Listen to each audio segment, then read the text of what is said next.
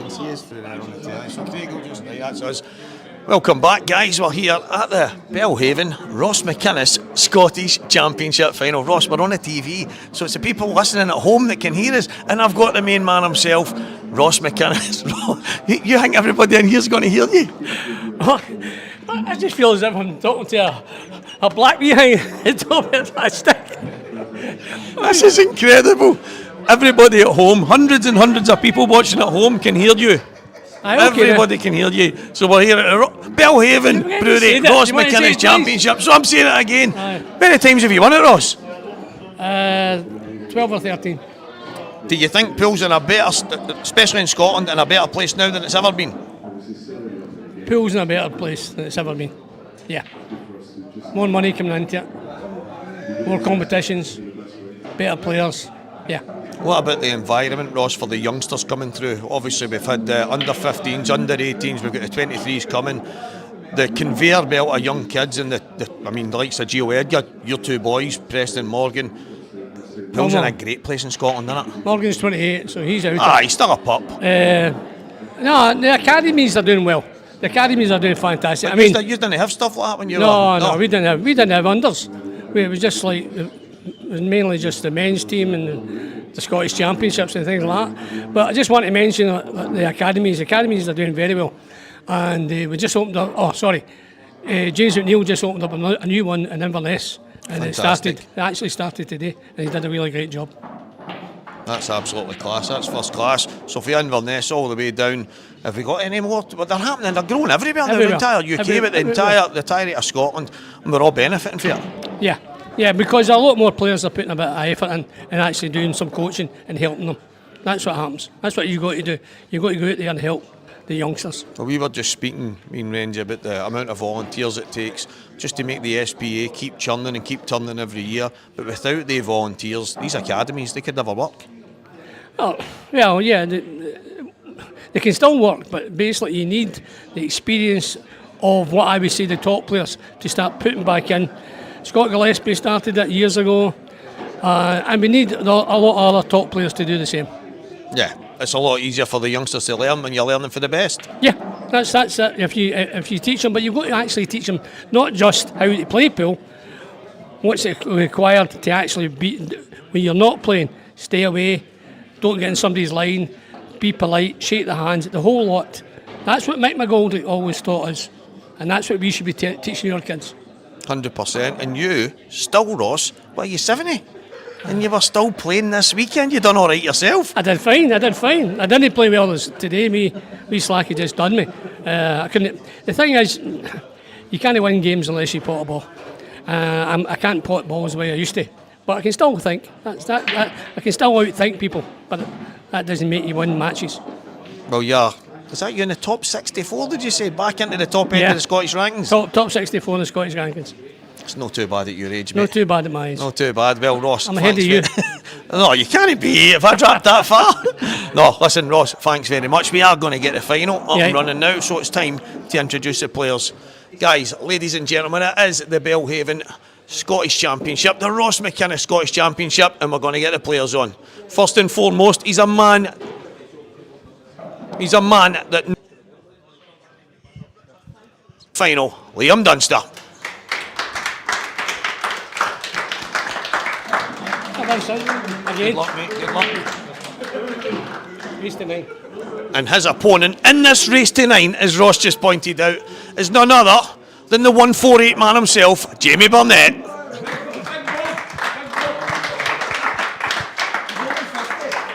Yes, 50. Scottish Master Champion. Good luck, Jamie. So, from me and Ross, we're going to hand over to the commentary box where Alan Reynolds is. Good luck, guys.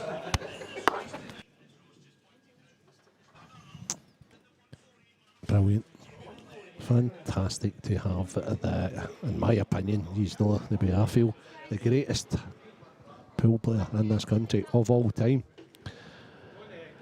Ross McInnes, 13 times champion of this title, and it's brilliant to have him over here. He was here earlier, he was here all day yesterday, and he's here again today to introduce the players in for the final. I think he's going to hang about and present the trophy to the finalists as well. quite an insight into his respect for Mr. McGoldrick, which he'll always have, and he's the most humble winner I think I've ever met in my entire life, Ross, and 13 times champion. It says it all, really, guys, doesn't it? Love him or loathe him, he is quite some player, and still is at the tender age of 70 odd. I always say, always put years on him. So who he's fancying in this final? Liam Dunster, the favourite, the number 1 seed, against Jamie Burnett, as Ross just alluded to there, the Masters Scottish champion. 2 former winners, so nobody wins it for the first time today, but who is going to be a multi-champion of it? Ominous signs right away. The fact that Dunster has won the lag and will be breaking. Jamie, very impressive from 5-1 down to show his experience and win the semi-final against young Stuart McCulloch from Kilmarnock. And Dunster, an 8-6 victor against Mr. Magic Mark Boyle.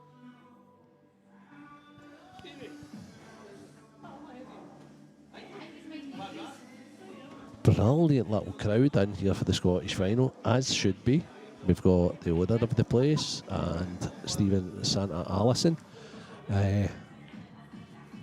We have the legend Ross McInnes. Young Santa and his friends are in. We've got Paddy McAllister, Elaine Ewan. They're all munching at the moment. That's why I'm sitting here talking myself. Craig Anderson from the Scottish Q Sports streaming. So sit back, relax. This is your Sunday night entertainment. Let's enjoy this Scottish final.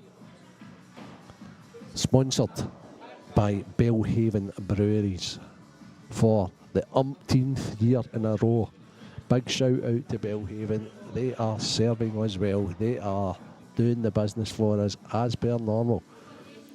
This increases the prize fund. This is what gets the conditions as good as they are. Long may it continue. Thanks to everyone at Belhaven. And we hope you're enjoying the show back home, guys. Maybe get here next year to present the trophies yourself. So relax, enjoy it. Refereed final by 2 of the greatest players, modern day players, Liam Dunster and Jamie Burnett.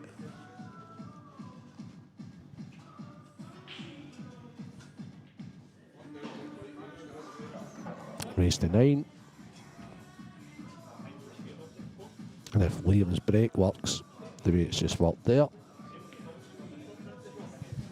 it's going to take a little bit of beating here, that's for sure.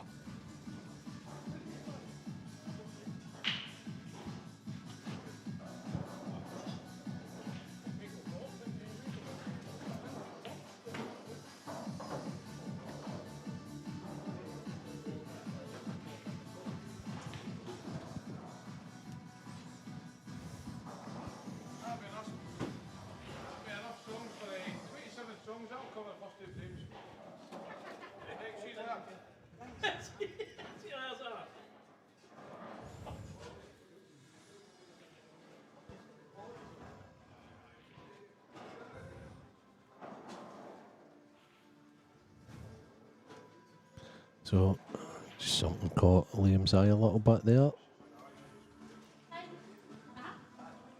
It's analytical as normal, however. Just gets up. Has a wee look at the perpetrator. Refocuses. He puts the cue ball pretty much exactly where he wants.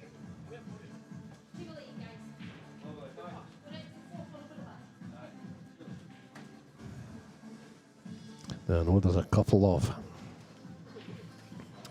pretenders to the throne, if you want to call it that. And what I mean by the throne is, I have the greatest respect for Ross McInnes, as you all know if you listen to me. and I think he's the greatest of all time, just based on titles won. But I think this guy, possibly, who's only 31 years old and probably has another 30 years, scarily, in the game, could maybe push him all the way. But he would need to catch Gibbsy first, I think. But he won't be far away for Gibbsy now. Stevie, welcome back. How are you doing? All right? Mad, isn't he? Yeah. Oh, he's brilliant. He's just box office. Box office. Just in the middle of a talk, and he's like, "Where's the nine? I'm like, let me finish. There's nobody ever been like him, and there's nobody will ever be like him. He's, brilliant. What a start. Aye, brilliant start. They revolutionised the game, him and Mick. Aye. To be fair, they knew exactly what they wanted. They wanted it all to be about the players, because they were players themselves. And they've revolutionised it with the IM series, with the modern day supers and things like that. They really have. And yeah, and that's why it's. I mean, it's so the fact that this has been named after Ross. It's such a fitting tribute. There should be so much more named after Ross. And the good thing is he's still here. Cheers, Slack. Yeah, he's still here. Exactly. That's the point. He actually mentioned Mick in our wee opening monologue, which was fantastic. And I don't think you can ever overstate what Mick McGoldrick was to Scottish pool and grassroots pool, Renzi. Mick was always about the wee guy. He was always about the guy that was maybe never going to win a tournament, but he wanted that guy to feel like he was part of it. And obviously having the Glasgow League the way he did with the best of three format, and then going to bed 80 quid for the winners of the league, so that super teams win the form. Exactly. He didn't do too good with that though, did he? Yeah. No, I know, but there was obviously still the big four that were competing and stuff like that. But at the end of the day, that was due to people wanting to be winners, not based on the money. And it was the way he ran the singles that it always stood out to me. The average Joe had a chance of getting to maybe a quarter-finals of the Glasgow singles, and although lots of people saying that's a joke, should be races to 5, 6, this, that, and it's like, who does that benefit? It chases people away. It stops people wanting to enter. Everybody wants to have a chance, and that's what Mick was all about. And and I heard you talking to him as well about the fact that we mentioned the unsung heroes and this and that, and he plays everything down, Ross. I know. He's so good at playing everything down. When it comes to the match, Stevie, Jamie's just broke there. He's potted one, and in order to keep William, who we know's break is in order for him to finish it, Paddy's trying to pull all my money off me here. I know exactly how much he's there. That's exactly the point, Slacky. Even Chick won it when it was races to 2. Aye, but yeah. I'm sure Chick will be absolutely raising it. Aye, Jamie needs to break and finish his frames here. He breaks. He just has to. Simple as that.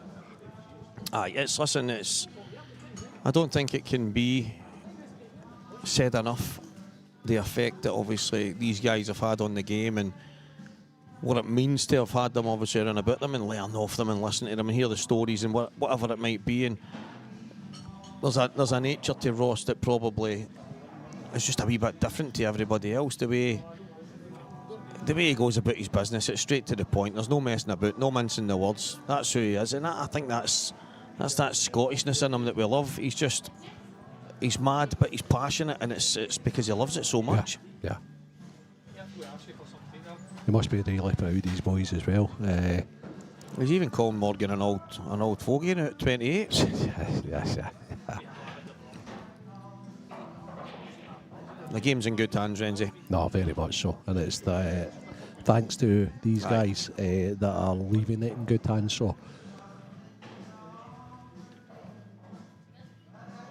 tell you what, that's not the best positional shot Jamie's ever played. But when you can pop balls like that, that is a massive advantage at this fella. By God, what a shot that was. That is recovery A1 stuff for Jamie Burnett there. Slams it in, kicks the yellow, just a wee bit of backspin sideage over to the left-hand side.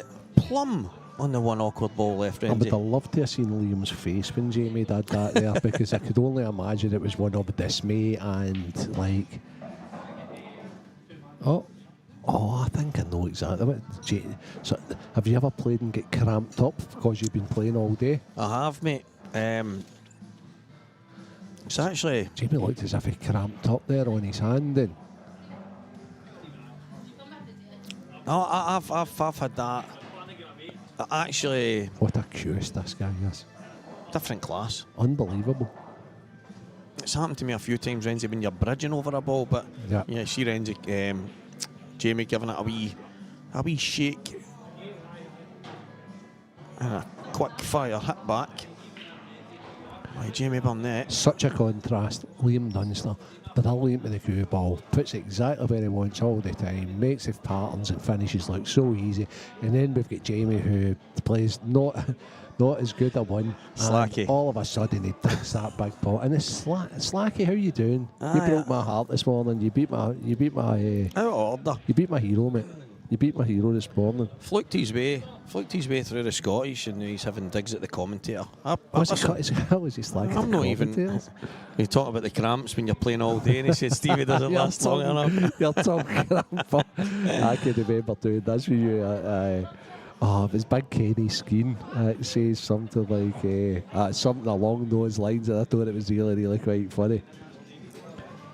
No, Aidan Walker asking if you need to be from Scotland. No, you do not. We've had, Scott Anderson, who obviously has got Scottish roots and stuff, and plays international pool now for Scotland. You just have to be playing league pool, at least in Scotland, or playing in the IM series from an area. You need to play in it to be able to then, obviously, or even, you can enter the Scottish as long as you're registered to an area, so... but you can't obviously just be hovering about in the middle of Essex one day and say, I think I'll go up and play in the Scottish. It's not as straightforward as that, but you don't actually have to be from here or living in Scotland to play in it. And again, I think for the second time in 2 years, or maybe the third year in a row, we have Kevin Chalmers getting traumatised by Liam. Yeah. Very difficult job for the referee, Stevie, because 100%. He doesn't referee until the final. These guys have been setting the balls up all week, right? So you almost get used to it. And our poor referee has to go and do the best job that he possibly can. And he's only going to set them up probably a maximum of 17 times in the final. Yeah, I know. And Liam is hard to referee when it comes to that, because he is analytical, as I say. Such a perfectionist. Yeah. And it's fine, because see, at the end of the day, see if you've got to get down on them 2 or 3 times, so be it. Well, that's because the thing. At the end of the day, right, it makes a big difference when all those, especially the front six, are tight. The thing for Liam is he's basically the guy that's not going to give any leeway to the referee in any shape or form, because his tournament relies on it. So if he doesn't think they're right, he doesn't think it's perfect, he's going to let them know. And then that's not a slight on Kev Chalmers himself. Kev's obviously going to make sure he does his very best to get them as tight and as straight as possible, so that Liam can then be comfortable enough to go and smash them open.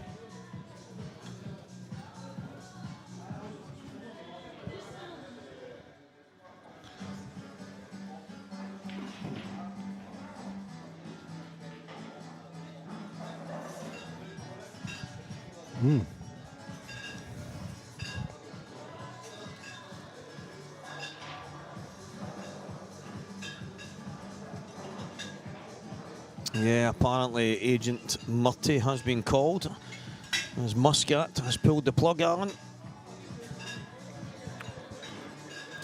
It's I don't even want to talk about Scottish football. I'm in the doldrums with Scottish football at the moment. I think I might come out of retirement at the pool. That's how much I hate Scottish football at this precise time. That's bad, isn't it? That's bad. Maybe start an over 70s tour with Ross. It's exciting. Right, the over 70s tour with Ross. Yeah, Scottish football, Why should it always go the way you want? Why should it always be sunshine and rainbows? I don't mind it. Enjoy it. Billy Snadden had a cracking weekend himself, and as you say, Billy, I've heard a few people saying they've been struggling to get the balls tight on the break, and Kev's having a very, very similar issue right now. Yeah, it's a for me. You know what? We've got the goats in behind, the goats in behind us, and the goats like Stevie. I never said anything about Dundee. I referee The Dunster. a little for matchroom events, but especially for Paul Corrigan at McGoldrick's when it comes to the 9 ball. What the players are not allowed or permitted to do when it's a TV game is check your rack. Now, I did. I hope you're not listening, Chris Mellon, but I did manage to, and it's virtually impossible, but I managed to rack somebody at 9 ball. It was Chris Mellon. But I love that rule because then it's just a case of you just take a chance. I think waiting 5 minutes to get the balls tight is just beyond belief, mate. Yeah.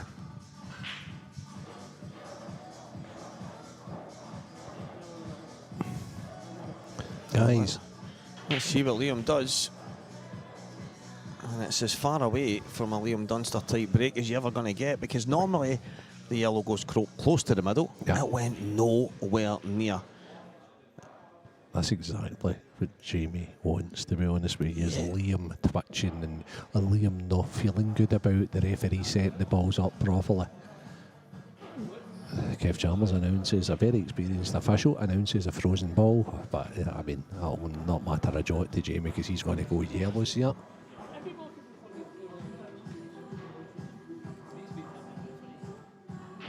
Yeah, there's obviously a little bit of work to be done, Renzi, but Stevie, ask the fans if they want to go in beside you. That's frame over. He's getting prepared. See, he's actually getting prepared for the commentary. Ross is standing at the back, isn't he, right? he's... we know you want him in, right? So just if a couple of fans come on and say they know we want to go in, we will get the go in. I know for a fact we will get the go in. He's actually commentating on Jamie just now. I thought you were going to say he's comedy gold. Oh, he's comedy gold. There's no doubt. Just want to go in, guys.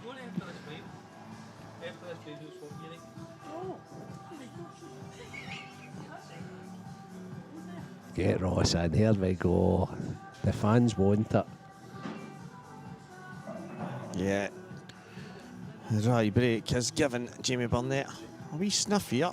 He's going to have... It's more than a sniff, Stevie. He's playing both these yellows here. He's left us lovely to come round off one or possibly two. Play the one up the top right, one into the top left. I tell you what, Jamie's going to take a bit of stopping here. If he does his usual and doesn't miss many pots. No, the actual thing that Ferrier's pointed out there, yeah, the three of us could be, but we've only got 2 microphones, but we could have 4. There is space for 4, but there's only 2 here.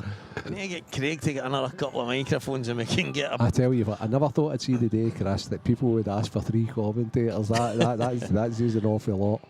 That's lovely. Brilliant. That's Absolutely brilliant. And Ross is holding his hands out as if to say, I predicted that finish that Jamie was going to do there, so he's going to do it. I'm going to sit out with my friend Paddy. Brilliant. And we're going to have a wee couple of shandies together, and I'm going to get the greatest of all time in to do a wee bit of commentary with Stevie, right? So let's see what he's made of. I think it's fed up, or Stevie does have to throw him out, which I've had to do in the past. I'll be back. If not, we'll just leave it in the capable hands of the greatest of all time and the talker, Stevie Walker. Right, let's see if we can keep Ross on some kind of level.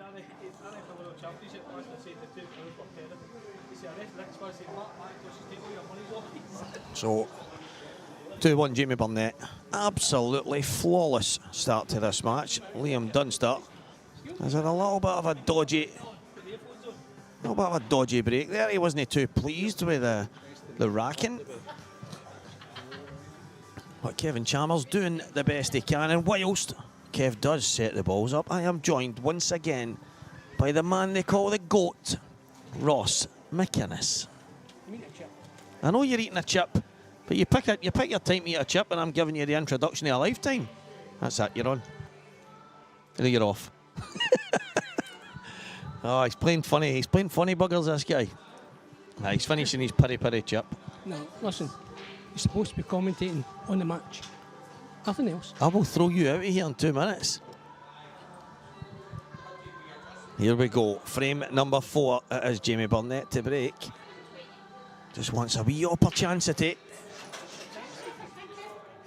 And it's going to be dry. It's going to be dry. And look at the Reds. That's not the kind of chances, Ross, you want to be leaving Liam Dunster.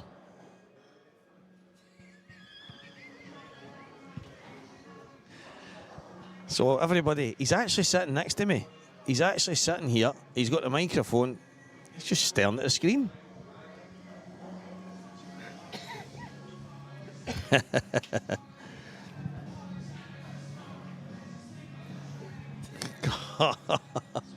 Oh, this is a hard gig, mate. I just make it look easy.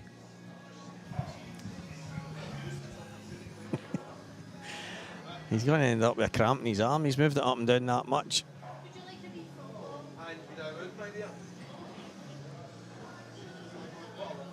Is he going to go behind and just slide down? Yep. You obviously get the plant.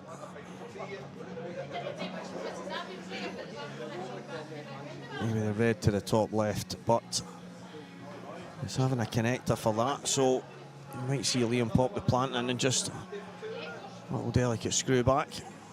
Open up an array of opportunities on the Reds, but it's not exactly perfect here, Ross.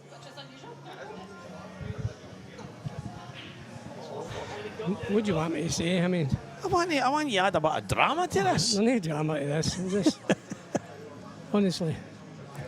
You think this is easy? This frame is easy for him. I think it's a wee kick. No, you always get a kick, but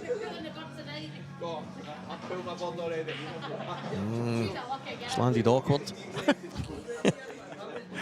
honestly, God, Stevie, you get paid for doing this. Not as much as I feel I deserve, but aye. He wanted just to be a wee bit lower than that where he's closest to, so you could just jack it up to hit the black. That was all he wanted. See, Liam takes his time. We all know that. He's going to work this out, his total finish. So what's his bad ball, Stevie? Oh, the one just above the black spot, but does he come round the back in the yellow at the bottom right now and play it in the right middle? Or does he just go back up towards the black after he pops this in? Ah, he's deep screw here, I think. Screw off one cushion. So what? Not bad.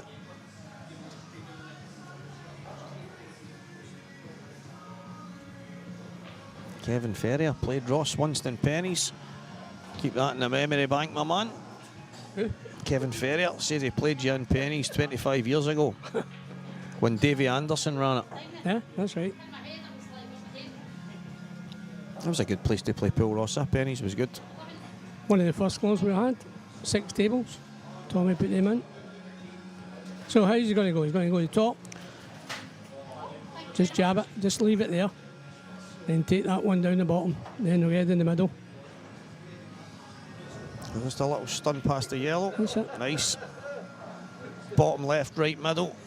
Is that the route you're going for? That's the route he's going for.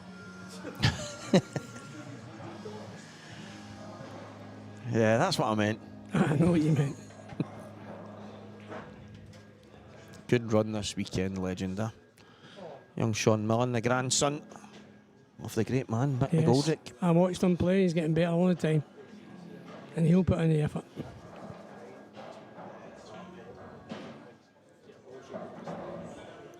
Yeah, that was a awkward few moments there, but he made it look easy. Well, it was easy. Honest to God. There's some people sitting at home that aren't at the level, Well, and they might be thinking, "Oh, that's helping me these weeks." But as long as you can pot, it's easy enough, right? The difference is, if you can't pot, you can't do it. No, and obviously you ever hear that phrase, Ross? He's a great single ball potter. Yeah. Like, well, obviously you can only pot one ball at a time, but No, that's not true. You can pot 2 or 3. no, but you know what I'm talking about when. No, you say But you one must ball. have position. No, you can. All right, so you can play a combination. I'm the greatest combination shot player in the game that's ever lived. You're like slack. I'm the best one frame player in the world. What a crap, man. Slack's on here. Anyway, listen, that was a nice wee finish. That was lovely. It was perfect. He's positionally. I don't know if there's anybody better. Oh, it's a lot better. There's a lot better players that do better position than him. Really? Oh, Who? do you want me to name them all? Like, I would love to. I'd love to hear it, so that I can maybe keep a wee eye out. I just think when it comes to precision, no fuss pull, I don't know if there's many that do it better than Liam. no fuss pull. It's just the simplicity of how he plays the game. But great players make Make the game look easy. yeah. But there's obviously guys at the top end that maybe create that wee bit of excitement then, and that only comes because they're putting themselves in trouble. Like your Chris Mellons, as was mentioned earlier, with Frenzy. Yeah, but Chris Mellon's in a different league. To watch. Aye, to watch, excitement-wise. But that's only because he's putting himself in bother. Yeah. And he's having to pull out that wee bit of magic. Which he does all the time. Mm-hmm. Oh, he does. And listen, can't take anything away because the shots he pulls off are they're majestic. I just don't know if there's ever going to be a time we would ever have to witness Liam play a shot like that. Oh yeah, no. It's a thing called the big shot. I used to say that to people. Who's got the big shot? And there's certain people who have got the big shot. Your Gibbsy got the big shot. Aye. Your Boyle.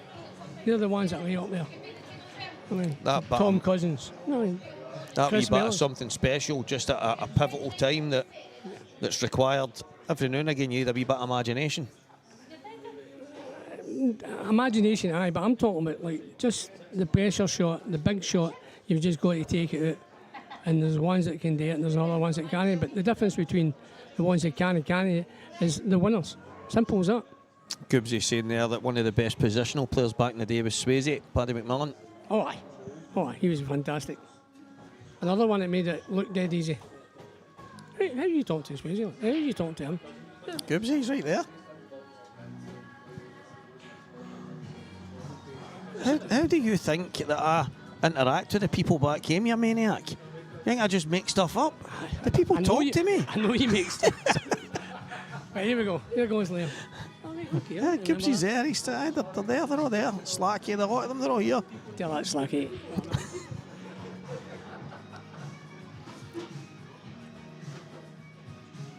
His last break was nowhere near normal, Ross. He normally gets that yellow close to the middle. Yeah. Oh, yeah, that is a wee bit slack there again.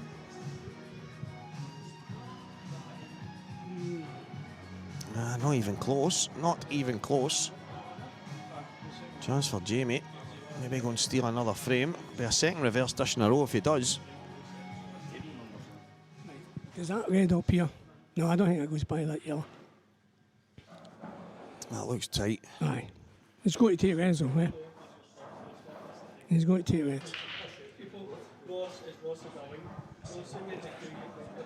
So come on, what's he going to do? Take the red in the middle, kick the yellow down here, which opens up all the reds. Aye, if he can just kind of cushion that in, Yeah.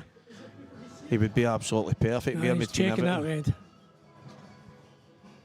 He might be able to ghost it in, Ross. The angle can sometimes be deceiving. He's not going to do that. He might go to the top right. No, he's just going to listen. He's going to put all these and go way up to the top to take the one away to the top wheel, then run it into the middle. But he has to run it by. You'll still get the double if you can't run it by to get the black in the top. Okay, that's that game finished now. That's that one done.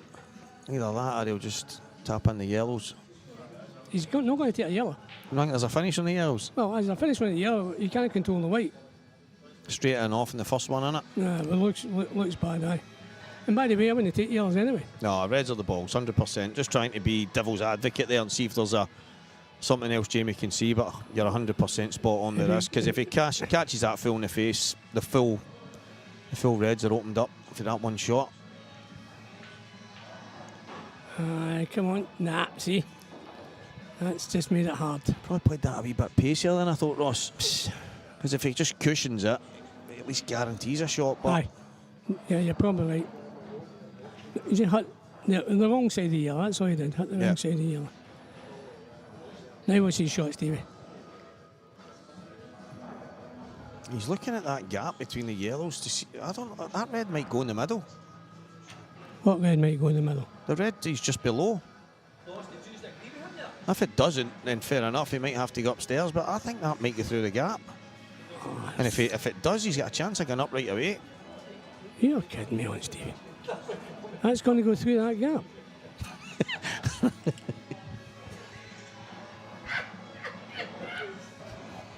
I think it might. Well, we'll find out. We'll find out in a wee minute. You've got to watch because... Oh, here we go. Oh, my God.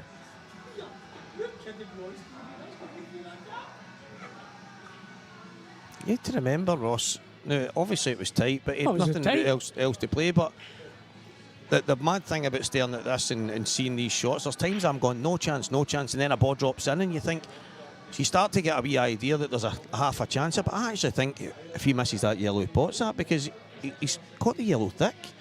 It flew past the yellow on the outside, so I think he could have potted that there. I just think he missed it.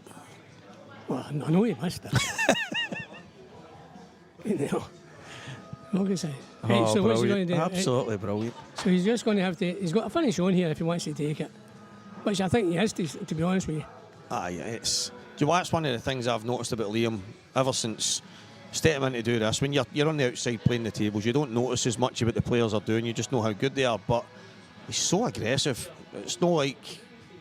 There's just no chance here that he's not going to go for a finish. No chance. Well, he has to go for the finish because there's not really a great safety shot. So he's just this yellow down side the side cushion, off the red, moves the yellow out, and he should finish it. No, but he could get control. He could get good control with the frame. What, you mean put the yellow on the back line? Yeah. Yellow over the middle on top of the red, and then he's in real control. But he's not going to play that. But no, he's not going to play that. Going for the game. Yellow to the top left, back through the gap. Oh. No, that. Well, you see, still what he's done there, and he did try it. He's gave himself a chance. A great chance. He's absolutely powered that in. Do you think he was playing to knock the red in? Yeah, Or just he wanted to make sure he got on that yellow. and get in doing that, knock your red in. Obviously he's not knocked it in, but if he does, he's guaranteeing himself a shot on that yellow. It's just dropping the yellow down the cushion doesn't exactly make things 100 times easier. He's still got the problem ball at the bottom left. He's taking it off the red. Or is he going to go cushion first, or is he going to cut it out?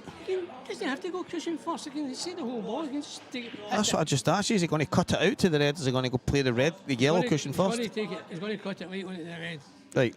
That's what I'm asking. Sorry. This is for the people at home. They want an insight for you, and you're just arguing with me. It's not an insight, Stevie.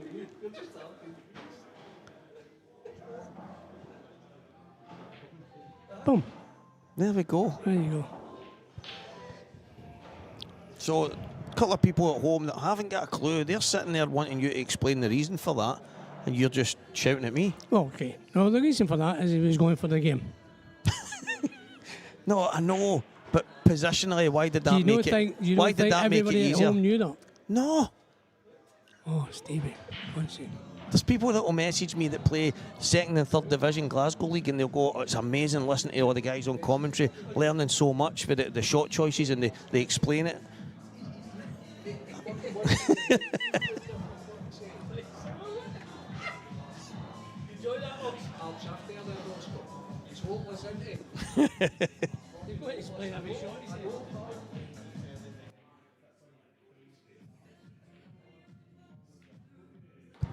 Right, guys, listen, don't expect any insight from McInnes. Just let's keep it simple. Now, that's not the greatest shot he's actually played there. Do you know that? I think he's played that to get the black out here.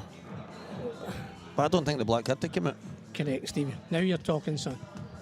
Right.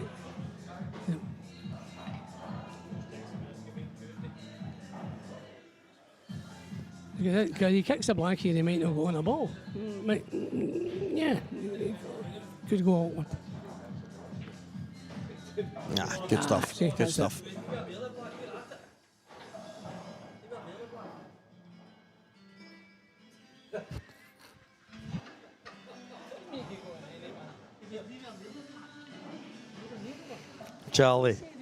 Charlie, honestly, this is next level stuff. No, Ryan, it was funny a minute ago. Ryan Fleming saying he doesn't think you know how to read the comments. I think he thought I was talking to myself. He's like, "Where have you got Goobsy? How's he talking to you?" Not realising that everybody's on this chat, just constantly talking about the match, and it's funny, brilliant.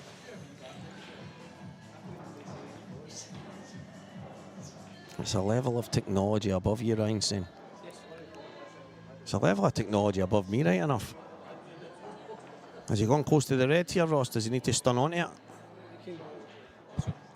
Well, he can play with a wee bit of side if he wants and hit the cushion. Right. Okay, so he is going towards. I mean, the angle looks. I don't think there's any danger of going behind the red here. It looks in the camera. But no one looking out there. He just puts it in. Puts it in and comes straight off the cushion. And he got a bad contact. Oh, he's digging in. Maybe he's going towards the red. I could just nip it a wee bit, but... Let's squeeze him in the perfect angle. There you go. There's Liam taking his wee bit of dust off the tail. Just keeping it clean behind the cue ball, just in case.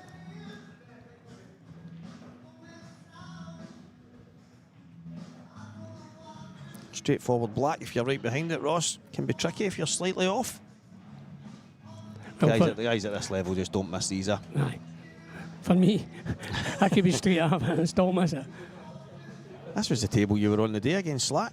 No, I was. The tables are playing great. Not a fan of the cloth, as you know, but the tables are playing great. I think once this cloth gets played in a lot, starts bubbling in. I think, and I wouldn't overly disagree, I think when it's brand new it's as good as anything out there. Absolutely love playing on it, but I mean, I've heard you saying a few times it's good for the clubs and stuff because it can last that wee bit longer, and it's not get as upkeep because you don't need to keep brushing and ironing. But yeah, you don't have to brush it and iron it, but you have to brush it, I suppose. But I mean, it is better for the clubs because, I mean, if it's 861, it's got this layer on it, so if you spill whatever, you don't have to recover. I was speaking to some of the guys, and it's like obviously the Teflon kind of, and it makes a big difference. It keeps that kind of sheen, and it does.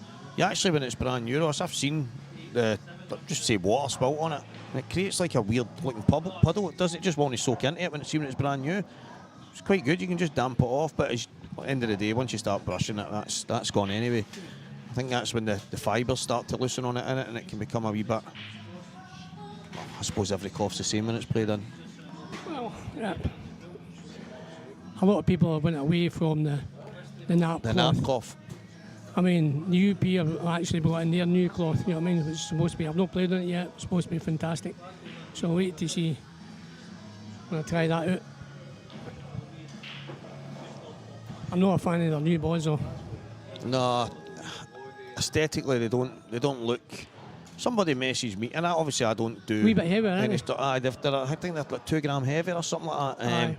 And I don't know how much difference that'll make when they're all the same, but you maybe notice it in the first kind of few shots if you've never used them before. But apparently it was supposed to make it easier for the commentators and stuff, and I went, commentators won't be able to see the numbers on them, so it doesn't really change anything. But I'm just assuming that there's some new fancy game that they're planning with them. How would the commentators not be able to see the number? Are they doing it blind like you?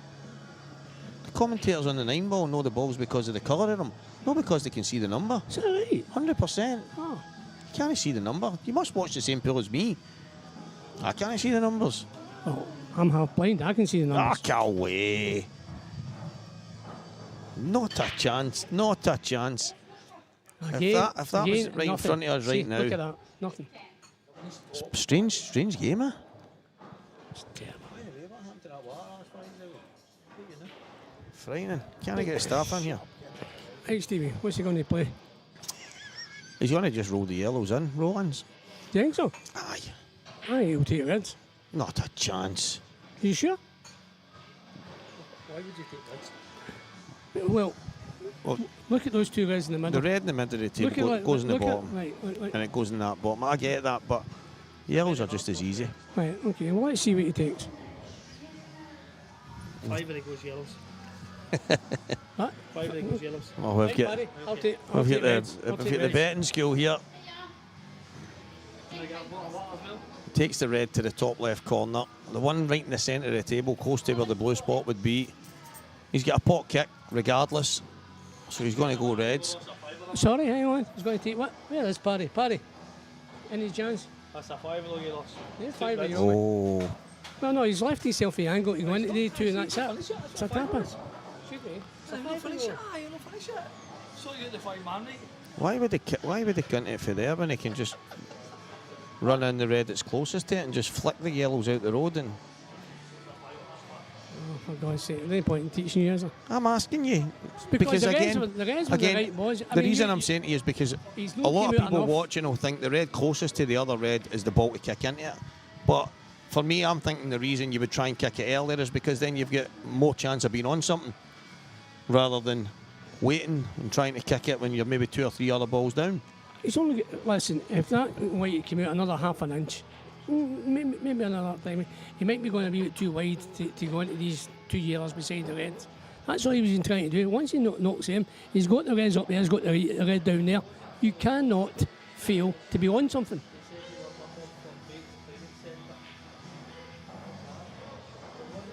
Oh, right, okay. For mates playing. Doesn't even make sense, does it?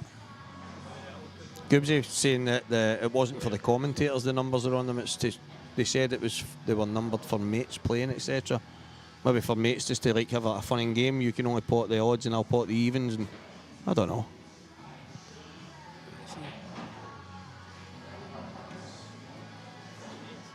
He's run out a wee bit here. Well, he's going to put the bottom one here, isn't he? He's trying to go round the angle and kick. Sorry, he's going to cut this, and he's looked at the angle. He came down there and looked at the angle. Right. That's what I meant. So he cut that back. You threw the gap between the black and the yellows. Yeah, the first red that he did, the foot over the bag, he never came out enough to get the angle just to go into them, and then it's fine. Now this is a cut to go off with 2 cushions and possibly get into the 2 yellows. Now he's looking up there. Can you see that one there? See, this is what I don't understand. In the TV, he's looking up there. Yeah, as if he's on the one to the top left. But I think he is on the one to the top left. It's just a case of the angle. Again, this is what I was meaning earlier. The one obviously closest to the wee This can back. go wrong. This can go wrong, Stevie. This can go wrong. Right. Now he's no backup. And I think he's wrong angle again.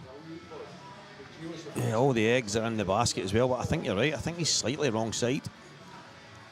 Can he maybe screw the one into the top right corner and screw into him? The one just above the bulk line, but He's not going to screw into it. If he pots the one long, he can go into the red. right.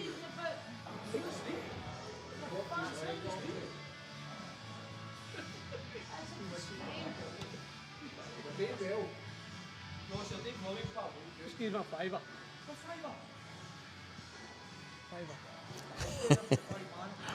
Fiver. Yeah, the red does go long to the bottom right, but I don't think the one closest to the 2 yellows goes anywhere, so he's got a shot to play to open that little cluster in the centre of the table up.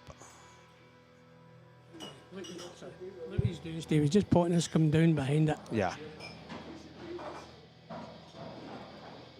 Oh.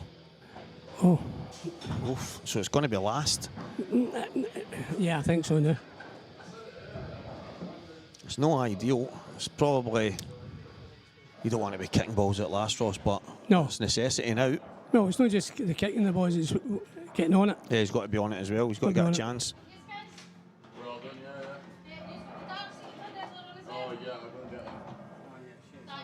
Jimmy Armour said he's not seen you in 40 years. How are you? I'm okay, Jimmy. He said, hi, Ross, haven't seen you in over 40 years.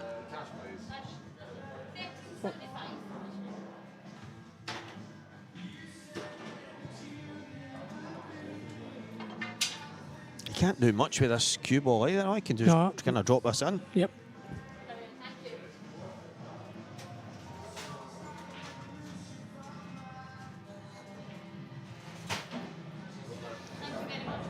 How you playing this, Ross? Just pot the ball and hope that you slide off it and have a shot? No, he can't, because if he pots it and slides over, the white may go that way, the yellow's going that way, and if the red doesn't come out, he can't cut it and he can't put it in the bottom. So he might actually just stun it, kick the red, kick the yellow away, and then take the red in the opposite bag, if you know what I mean. Opposite top bag? Yeah. That's how I mean, I can't do it, but that's how I see it. Aye.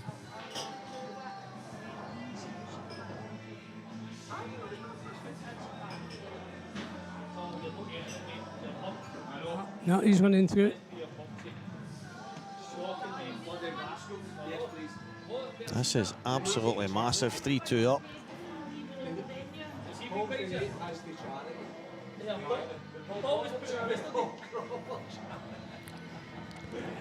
The one thing I would say is, before you play a shot, you've got to be 100% sure what one you're playing. Don't change it.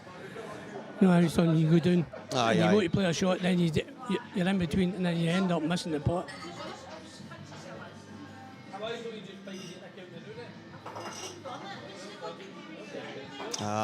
That's kind of what you were mentioning with the run through, but he's not even. That was never going to go in the red. No. You know what I mean? So that's the first shot you mentioned. If he slides through, not even nudging the yellow to the side, unlikely to be on it, and that's exactly what's happened. But he's missed the pot by a long way, Ross. Long way. I'm only guessing here, but I think he's missed it because he was thinking of two things. Right. You know what I mean? As you mentioned a moment ago, you need to be 100% on what you're going to do, and maybe there's been a bit of doubt there. Yeah, I think it was between the shot. I was thinking he was going to do a stunning kick the red and bring it back a little bit, and what he played. But I'm surprised he actually played that shot, because it was never going to come out that way. Actually, Jamie's not got that great a shot here. He's not. No, I think Jamie needs to kind of just take the cue ball to the bottom left where he's standing, that line.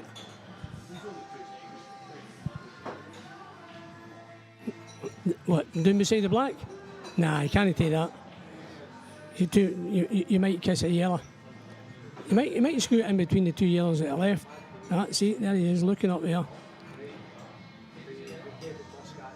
It's not great, you know what I mean? It's just no great. Where Liam's left the reds, he's got cuts, there he goes.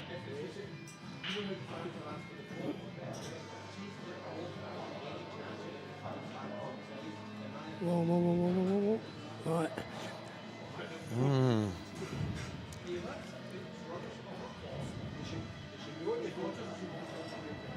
Right, now can he pot that and not hit the yellows? I don't think he can. No, I think he's going to crash half ball on the first yellow. Yeah. And it's not going to stop the yellow. The white's going to come down and he's snooking behind the yellow and the black. So, Dunster, what are you going to do? I know what Renzi used to say years ago, sometimes all you can do is pot the ball. Is this one of them moments? Hi. Yeah, I think Renzi's spot on here. I think that's exactly what you do. You try and pot it and hopefully it comes out. And, Right. I mean, just the angles. I mean, if he did actually just put the red down over the bottom bag, then and block that yellow. But that's so hard. I mean, you end up potting it and you're on nothing, or it doesn't go over, and Jamie, being Jamie, will just finish it. So we'll wait another 2 minutes and see what Liam decides to do.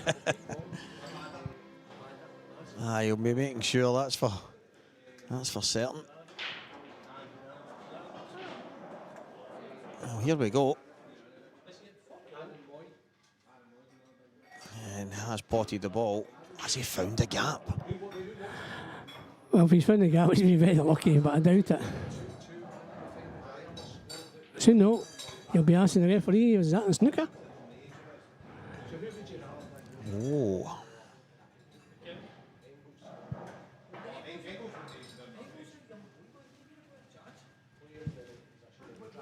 Hang on a second, I'll check it. Ross is on his bike away to check and see if he can get through that gap. Liam is checking it vigorously. I do think it looks close, guys. I don't know if he can pot it clean, but I wonder if he can just swerve through the gap. Right, believe it or not, you can see it, but you can't pot it. Right. So you can see half the red, unless he pots it down the bottom. This one, where he potted the last ball. Kind of cross double, top cushion down to the bottom. Not a cross double, it's a double. Ah, it's a kind of cross double because he's playing across it. He said it for long, it's a cross double. It's the kind of half cross double. Here we go. Oh, he might be trying to swerve it. Oh, this is hard. He's going to try and dink the gap here. Oh, he definitely can get through. He can't see enough of the red, so he's trying to swerve it. So he does see it. Oh, brilliant! Oh, and he's got it. Brilliant! And I think he's snookered in the black. You're kidding me on. How did that not kick the air? Oh, it's unbelievable. That was a great shot. Yeah, it's a total snooker. I mean, that is a sore one. you don't expect him to swerve and do that. It must have been the actual swerve he's put it is actually. Yeah. Oh, that was a wonderful shot. He's going to need another one. Is he total snooker? Yeah, he's called it total and Kev has So he can't confirmed cut it. He can't cut it in the other bag. No. There you are. Yep, we'll wait another 2 minutes. He's going to have to jack up here and play the Ants Morrison. Ants was good at these shots. You used to, I don't know if you used to do them. You used to make the ball spin and you would think it was sitting still and then it would just zip back. I know he's not doing that here, not a chance, but wow. No, to be honest with you, that's the only shot he's got. That's the only shot he's got. Yeah, he's going to have to jack up. He's been so unlucky there. Maybe we need to bring jump shots into this game. That'll be the day. That's nonsense, that stuff, isn't it? No, it's skill. You need to see them. Here we go. Just like a swerve shot. Just luck. No, it's not. Bashing balls into the carpet. No. How many guys? There's going to come a time where we're going to need a golf bag for all the cues for different shots. That's the way the game's going, man. Different tips for different. Here we go. Here we go.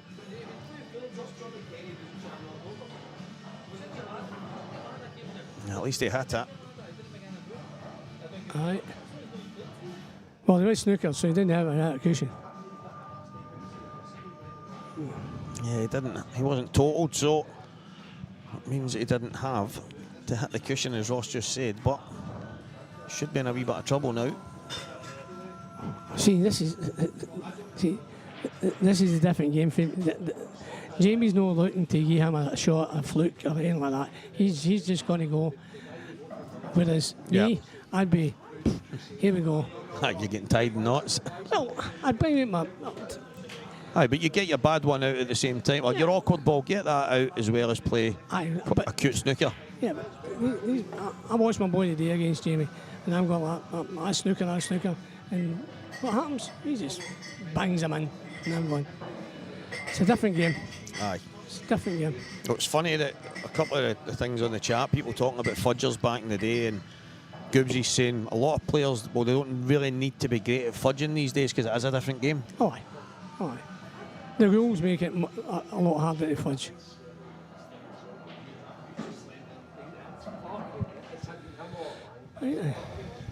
Just played a wee kind of. No, he's fine. He's fine. Simple 2-in-1 type shot there. Pot and guarantee the snooker if you don't get it, but he wasn't missing that.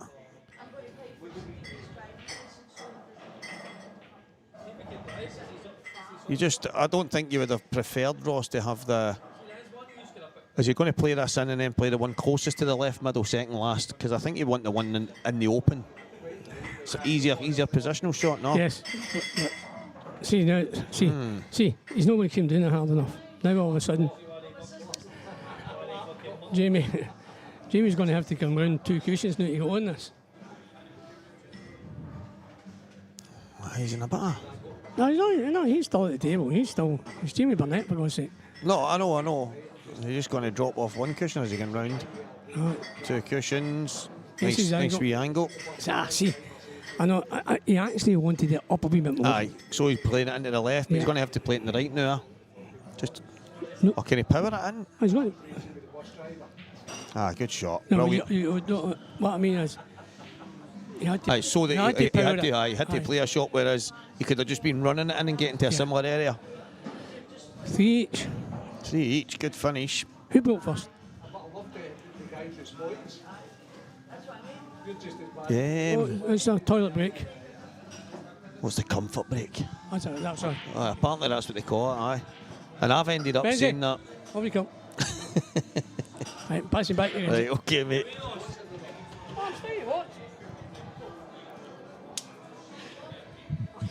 Massive thank you to the GOAT himself, Ross McInnes.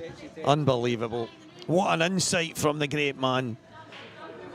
And while Jamie Burnett goes for a swift bathroom break, Renzi will pop back in.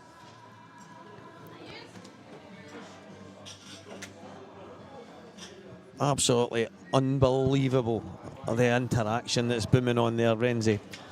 I'm sitting here writing Gibbsy. Gibbsy writes a wee thing and I went like that. So good anyway, Ross goes like that to me. Where's he? Where are you getting that for? And I went, I saw here, right in front of me, and he's been watching for so long, and I think he just thinks I'm saying random words. He doesn't realise that there's people. Does he not realise you're interacting with And I folks, said to him, I went, do you think I just... And he went, well, aye, son. And I went, no, here they're all here.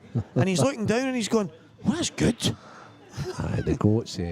Unbelievable. Absolutely brilliant. I commentated with the GOAT, 20 odd years ago, and he was doing the same back then with the main commentator as he was doing with you there. So that me and Paddy were sitting there having the best time in the world with Craig, sitting laughing at he's interacting, and we were actually sitting listening to it. Aye, brilliant. What a man, honestly. What a man. I'm saying to him, right, so...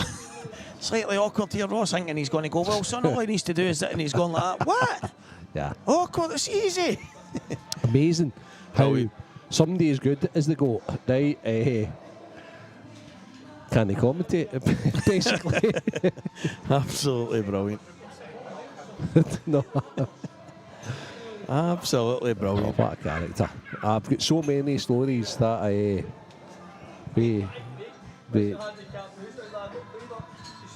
Ross, it's unbelievable, honestly. Unbelievable.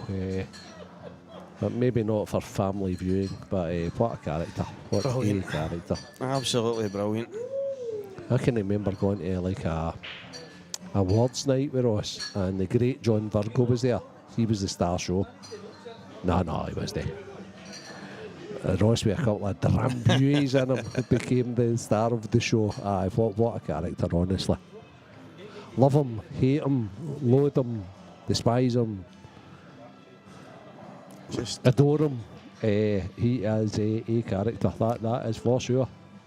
Just, he's not the most tech savvy. I just thought it was class there when I've basically went like, Gibbsy said, and he's like, Gibbsy, where are you getting that? And I'm like, it's right there. His reaction in his face. But he was turning the microphone off, but he's sitting right next to me and he's going, are you kidding me on? And I'm saying, I'm trying to get you to get a bit of insight to the viewers, man. Interacting. Brilliant. Absolutely class. Love it. Absolutely I'm not far behind them in like 8 years, right? But I would like to think that I was a wee bit more savvy when it came to interacting with the people that are talking. You know. The shot Liam played a minute ago where he's popped the ball in the bottom, snookered himself, and then went through the gap, and then snookered himself again. And I says, well, listen, Ross, I've been in the position where Renzi said sometimes all you can do is pot the ball. Yeah. And he went, Renzi's right here. He's right here. You just need to pot the ball and then just hope to get lucky. To get luck, yeah. And obviously he's landed on the gap. And still had a wee swerve to play. Swerves it, pots it, and snookered the cell again. Frightening. Yeah. Good match. Massive frame. First to six for the Scottish Jamie Championship. Well. That's his break. That's the Dunster break. Aye. I can hear Paddy in the background winding it up here. He's telling Ross to make sure you're talking about pull over here. He's totally the mind. And Ross is then pointing to the screen without a damn view. Brilliant. You're close by. Get yourself down here, guys. Get yourself down here. Scottish Championship. Oh, Ross is behind. He can't stay away. He cannot stay away. He's honestly... He's walked out there, guys, tapped me in the shoulder and told me to forget about all yous. Pointed to the screen with all the comments on it. Went, forget about all that. Forget about all that. He's he's mad. Absolutely mad. Brilliant. I want to add vodka. Would you like one? No, I'm not trying. Okay, you want vodka? Okay, what? Coca-Cola. I'll just have a bar of chocolate, Ross. The goat is buying around, believe it or not, guys. Get your orders in for back home. What you want? Everybody's taking one here. This is magic. Right, okay. We need to get through the building, make sure Ross is getting everybody. I can't believe. Do you know what the goat? Do you know what the? If get some coke out of that, there's a can of coke sitting at the bar that's been drank by some random, and Ross is using that to. So. Just brilliant. Massive thanks to everybody tuning in, and that wee bit of interaction there. I know you were all trying to get Ross's attention, but he didn't even know what was happening with the big iPad in front of us. He's 70-odd-year-old, Stevie. He doesn't know what day of the week it is. There was a couple of people saying that. I played against you in pennies 25 years ago. Somebody, I've not seen you in over 40 years. He's looking about the room. And I'm like, no, that's just the guy's here. Aye, yeah. Michaela, see if you're listening in. I'm not sure about the jumper he's got on the day, to be honest with you. You're going to get him ready better in the morning. Aye, I mean, he's got one... Michaela gets him ready. Is Michaela actually, like, physically puts one the end stuff of the collar on was in and the other bit was out. Did you see... Listen, guys, I don't know how many were watching at the start when we were doing the wee opening. And Renzi, I'm trying to talk to him and he's tapping the microphone because he couldn't... He was wanting to hear it in the speakers in the venue. He didn't realise it was for the viewers at home. And he's tapping and he's going, what is this? I can't even hear anything. He just, it was just different class, man. Blew me away there. Absolutely blew me away. Listen, Ross is buying around. That's all that matters. He's thoroughly enjoying himself. Absolutely class. Well, back to this frame. It's not easy, Steve. No, I mean, if off the plant he landed slightly awkward, but in this situation, is it a big shot to play? Do you go up the stairs right now, Renzi, up for the one over the middle? I think he'll play for both, Stevie. There you go. No, I like it. He'll just come on. Come on and see. The thing is, see now he's got the bug for the commentary. That's right? That right. He'll just come on and off and leave this long. I would suspect. He's.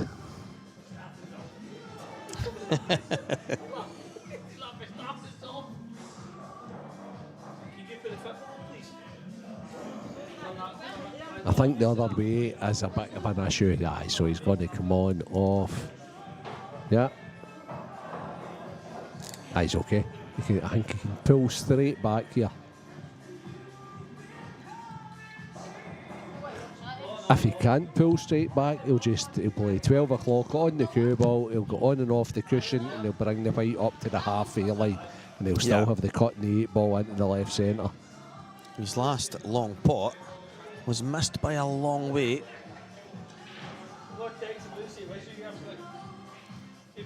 Obviously this one, there's not a pot kick involved, so he has to keep it simple. I have never, Stevie, honestly, in all my life of being involved in this game, seen anybody as passionate as the goal for playing pool. He's turned up with somebody else's trainers on, because there's no way he bought a pair of 95s or whatever there he's got on. So he has played 12 o'clock. Brilliant. Yeah. Oh, actually, he told us, he said. Good finish, Liam Dunster. What a break. Brilliant. He told us, he said.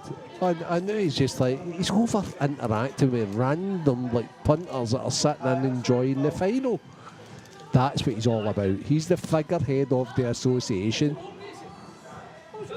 He was watching he's now moaning and going on about the motor racing.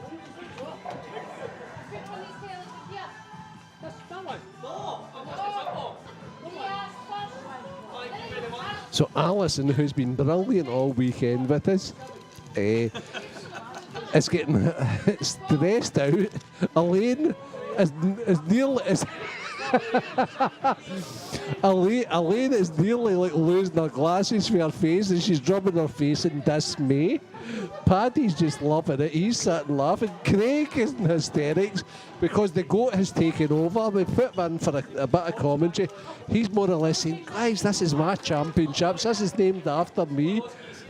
Stevie's just like lost for words for once, which is unbelievable. It's the Ross show. It's actually 4-3 Liam Dunster. It's a race to 9. Ross is causing havoc. He's now grabbing people's chocolate. Oh, guys, honestly, you have to be here. I'm not supposed to be eating with your commentating. Big break for Jamie Burnett, however. Back to the serious stuff. This is the Scottish final. And that's not the best, Jamie. That's not the best. He just didn't really catch them right, Rengie. And then when the second cluster kind of came apart, it's a wee bit unfortunate the way a couple of balls came back together, and this frame suits Liam. Oh, of course it does, but I watched a battle of Liam earlier on, Stevie. Funnily enough, as I was travelling through, right, and it was yourself and Big Mark, and respect to Big Mark for stepping in, right, Aye, and of course, doing a bit with you, right. A brilliant big guy, a brilliant player, right, and I watched Liam and I seen him playing a couple of shots, and I was like, oh my god, shot making. This finish, if he goes for it here, is all about shot making. Aye. And I think that is what Liam is better at now than ever before. He's a great shot maker. Please tell me my husband is not drinking. Michaela, you should have been here 5 minutes ago when he was on commentary. Michaela, he's not drinking, right? But we're encouraging him to drink. But he's just bought around, Michaela. Exactly. But he's just bought around for like, honestly. He bought me a bar of chocolate and then ate it and told me I shouldn't be eating it while I'm commentating. There's about 200 people in here, Michaela, so, oh my God, the profits this week will be, oh.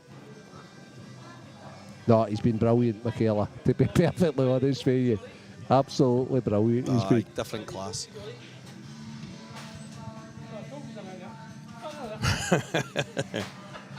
Oh, absolutely brilliant.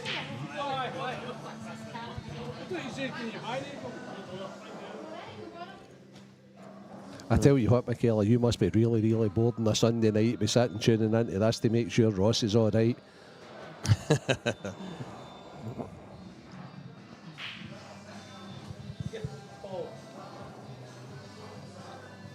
Just went off his seat with the bar staff because somebody turned the motor racing off. Oh, this is shot making, Renzi. What did we just speak about? What did you just mention? It's all about shot making, and he's pulled a worldie off. Michaela, would you believe that he's actually just pulled us up for having a laugh about you commenting there, right, and us missing that shot? When literally 5 minutes ago, or probably less than 5 minutes ago, we have just commented on how good a shot maker that Liam is nowadays. Oh, that's right. We've got one of the sponsored players, yeah. So Michaela's on supporting Jazza here. Oh, Michaela. So you are supporting Jazza here, okay? Because Gibbsy's saying. Gibbsy's a pure wind-up there. No, you're looking at me there and I'm going, what? No, I'm not like that. Yeah, I like that. I'd be very surprised if Michaela like it. Right, okay. No, she's just... Gibbsy's a total wind-up. Just told Gibbsy where to go. Brilliant, absolutely brilliant.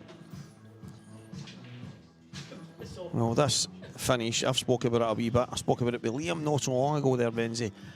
About the imagination that he shows on certain shots and doesn't get the credit for it. It needed it here.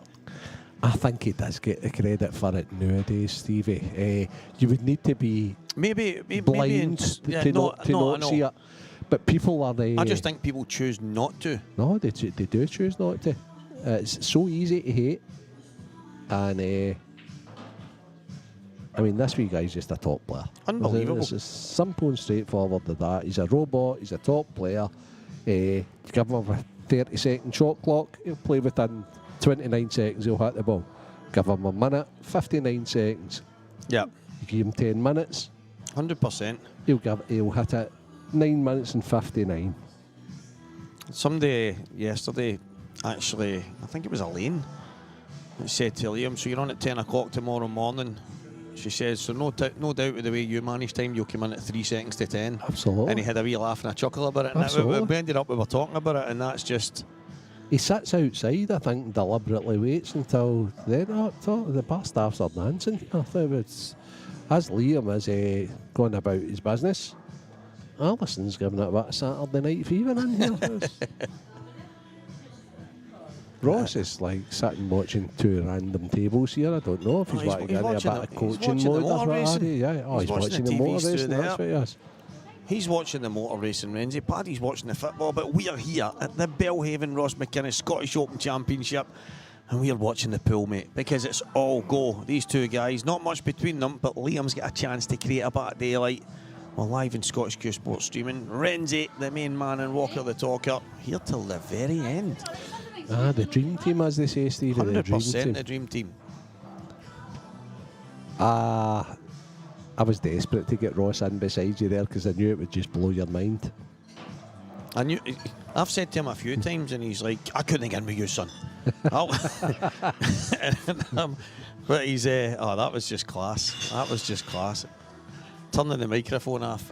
My microphone's still on and saying to me, you kidding me on, son? As if nobody can hear. Brilliant. I don't know if you told people about earlier on when we didn't know if the ball went or not, but Ross actually put the headphones off. He stuck the mic off and he went and ran behind the table. That's brilliant with Dunster. That's class. Yeah, this boy's just a genius, to be honest with you. He doesn't give you too much, so whatever you get, you need to hold on to with both hands. But right now, 5-3. I think back to your interview with Jamie and the respect he had for Liam. 100%. And then I'm thinking to myself, Jamie, you're sitting there, you totally respect this guy. You know he's a robot. You know his cue ball's so good. How do you manage to beat him? And the only way Jamie can beat him is if he does run out of position. Remember that shot earlier on in one of the first two frames? It's the only way Jamie can win. No, that's true. It's exactly. Because the mistakes that Liam makes are very limited. So you need to break like a god. You need to finish like one.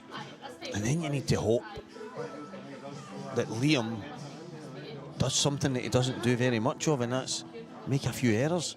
Maybe not break great, and then you maybe get the chances to step in, but you're asking a lot, I think, when it's Liam. So we've seen it a while ago with Jake Dillon-Newlove here in the Normandy Hotel. Jake broke and dished 6 out of 7 frames, and his 7th frame that he won was absolutely exceptional. And he mentioned after winning 7-6, now I know what you need to do to beat Liam. Aye, that's right. What I find even more remarkable about Liam is the fact that he is he's not Mr. Popular. No. People sitting watching this final, I would say that I don't want to 80%, possibly more, I'll be rooting for Jamie. Yeah, I mean he's not Mr. Popular, but if I was to say to like an up and coming player, a young kid, what do you want to copy? I'd be like, watch this guy. Jamie Burnett, we were talking about it. Obviously, Liam here so far, it's been class. He's not really done a whole lot wrong, but I said to him, if you were going to build a pool player and take parts of it, and he actually says, well, what are you going to build, Liam? Yeah. He said, long pot and he can do and it. I mean, Positional play Jamie can do and Gibbsy are so close, it's not true. But the fact that he says that just shows you. If you ask all the other players, Liam's the guy they mention. Aye. So, and that says everything, to be honest with you. Is he the most popular? No. Is he the most pleasing? No. See, Marshy would say it. Marshy would. He always say to me, "He'll go, listen." Marshy's he's like, listen, shrewd guy. I'm no one to get excited about watching it. I'm never going to lie. He says, but he's the best. Yeah. And it's like, that's just the way it is. It's just pure and simple, basic stuff. It's hard to see by him in most tournaments, but we've been blessed, so blessed. The likes of Goobsy, Mark Boyle, obviously Morgan being the winner circle lately, Gio Edgar, certain guys coming through, Ross Fernies and Ryan Davies of the world. But this guy's he's right up there. If you ask all them who's the hardest opponent, yeah, he's right up there. Probably every single one of them that you've mentioned who are all top players and all tournament winners are going to say Liam Dunster, and that tells you everything you need to know. The same way that everybody used to say Ross McInnes. This is the closest guy to Ross McInnes has ever been out there. But as I say, Goobsy. I love Goobsy for his longevity in the game now, right?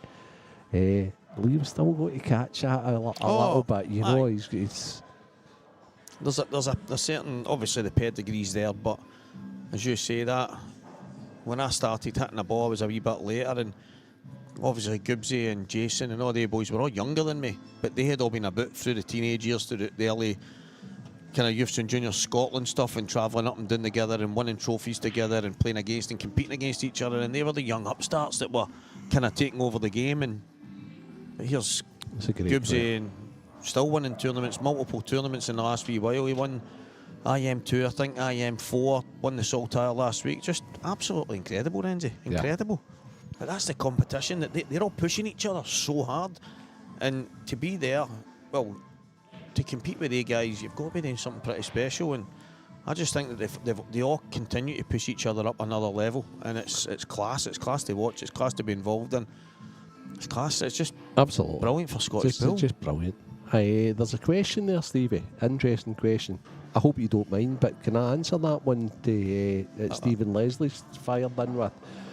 I think in a race to 6 or 7 or 8 or 9, I think Dunster can beat anybody, mate. I'm not so sure because he's untested in longer frame matches that Liam could beat Tom Cousins in a race to 25. I believe he could beat him in a race to 25. But could Liam beat him in a tournament? Absolutely no problem at all. Absolutely no. Liam could beat anybody. And I mean anybody. First to 6, first to 7, first to 8, first to 9. Simple and straightforward as that, especially at black ball rules.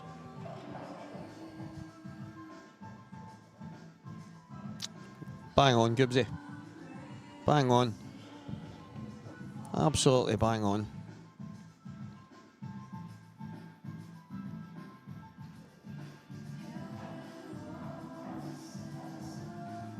Wow. You're not counting yourself there, Goobsy, are you?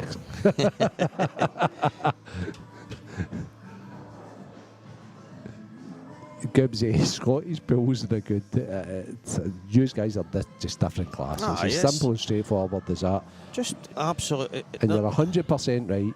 Dunster, Jamie Burnett and Mark Boyle are the 3 best players on the planet, mate. That's simple as that. I love Goobsy, mate. I really do. He's just like a top. He's just like... I've never seen anybody with the will to win as much as Goobsy, ever. That's it. I always say he's the consummate professional. He's the... When you talk about... But he's also like see if you're having a bad time against Goobsy, or get out of town. No, I know. Because he'll just absolutely annihilate you. It's one of the ones where if you put pool in a slightly different bracket and say, right, so you're obviously you're going to play pool, but you can pick 5 guys to come in and go to war with you. When you're getting in there and it's a battle and it's a fight and it's a scratch claw your way to, he's the first guy you pick. Just simple as that. And plus, me and him we had a very dangerous trip many years ago in a wild vehicle that the big ends were going crazy in this, and we were scared for our lives. Goobsy will tell the story better, but We managed to get through the other end, Gibbs. Yeah, it was Johnny Slavin had us fearing for our lives. Okay. That was hilarious, Renzi. Oh, I need to tell you that. Listen, Gibbsy's got a few stories under his belt. I need to. Gibbsy Gibbsy one day tell you the story about get the foot down, Jim. That's another cracking story. Charlie, I tend to disagree with you. The thing is, Tom Cousins is different class, right? We know that. He's the best, right? But see if it was like 2-0 to Tom Cousins and Dunster fancy just tapping the pack, that's what he would do. So see at Blackball, Dunster would absolutely fry Tom Cousins' head. Simple. Aye. And I don't want. I mean, I don't want to be a Dunster fan. Trust me when I say it. I just do know what right, but I can't help myself from being honest in the comms. Listen, is he got a wee kick there? I was going to say, is he just going to drop on this? But I mean, I think he's is he alright. going to miss the 8 ball? No. Oh, he's getting the fight clean. That's fine. Will it affect him one little iota? Possibly, because I know what he's like. But I still fancy him to get it. Jamie's laughing. Jamie's sat laughing in the background. Jamie's sat as if to say, like, as if that's going to make a difference, Liam, you know? Because Jamie's stroking this and no bother, but he didn't realise that Liam's the way he is. Aye, I know. Yeah.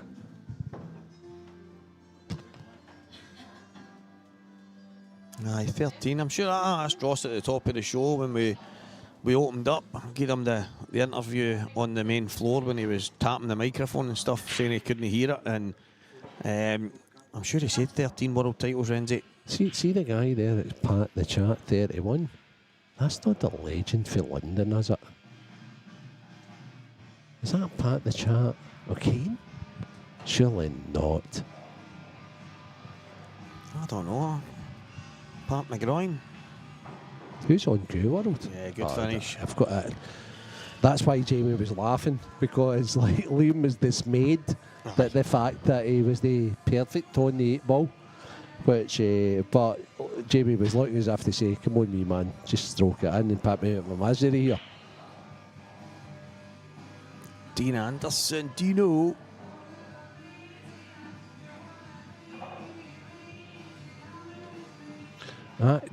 Dino, does that surprise me that would make you feel kind of good? Absolutely not. Dino's do you know Dino, Stevie? He's a really, really, really nice guy. Boy for Dundee. I know me, Dino, man. Awesome ability, mate. We had a good time when he was in the unders teams in Bridlington that years ago. Class act. It's Pat Absolute the chat. class act. Pat the chat again. Legend. Absolute legend. Probably. And I know Wayne Smith, a guy from Wales, does exhibitions brilliant, but Pat the Chat O'Kane is one of the best exhibitions I have ever had in Glasgow. Not only that, but a total legend in the bargain. Pat, I hope you're doing well down there, mate. Need to get yourself in up to one of the IP events just for the weekend to interact with all the guys. I hope you're doing well.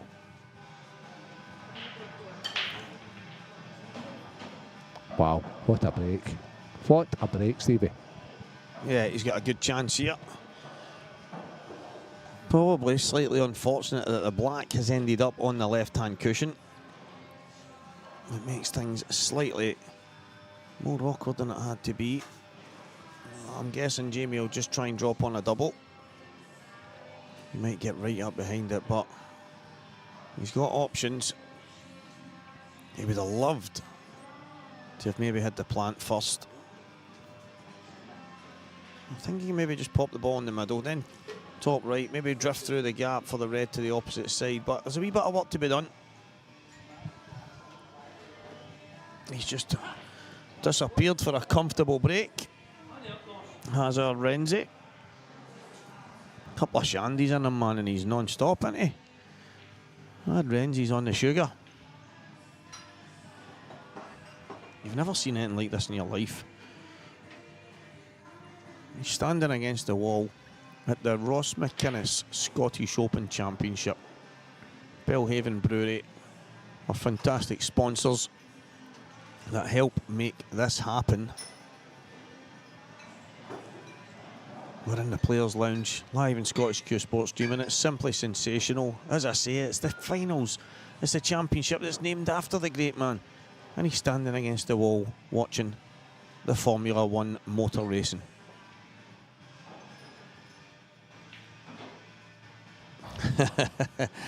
Tuesday night, Sean Boy. Shattered as it is the newbie, man.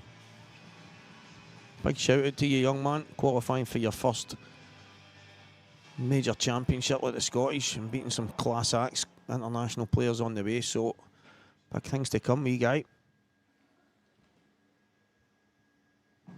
This is big. Yeah, so I think he'll pop the one across the top first. And then he needs to drift the gap. And get on the red.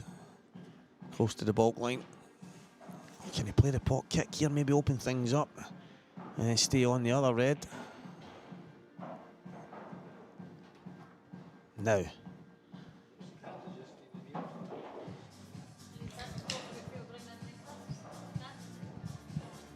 I'm in Jamie's line. I just need him to move to see if he can just about slide it through the gap.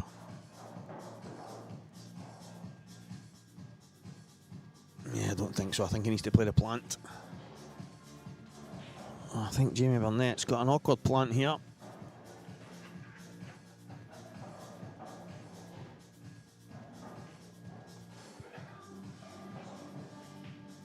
Oh, he's found it. And I mentioned earlier that it would likely be a double. And it's going to be that situation, Renzi. Welcome back. I love the fact that Ross was actually over there pointing to you, saying, it actually goes, Stevie. But you know what's mad?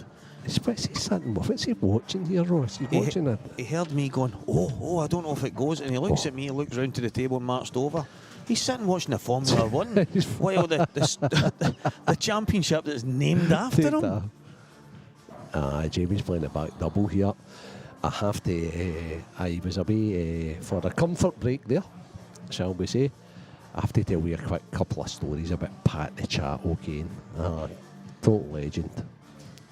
Yes, good finish. Brilliant, Jamie Burnett.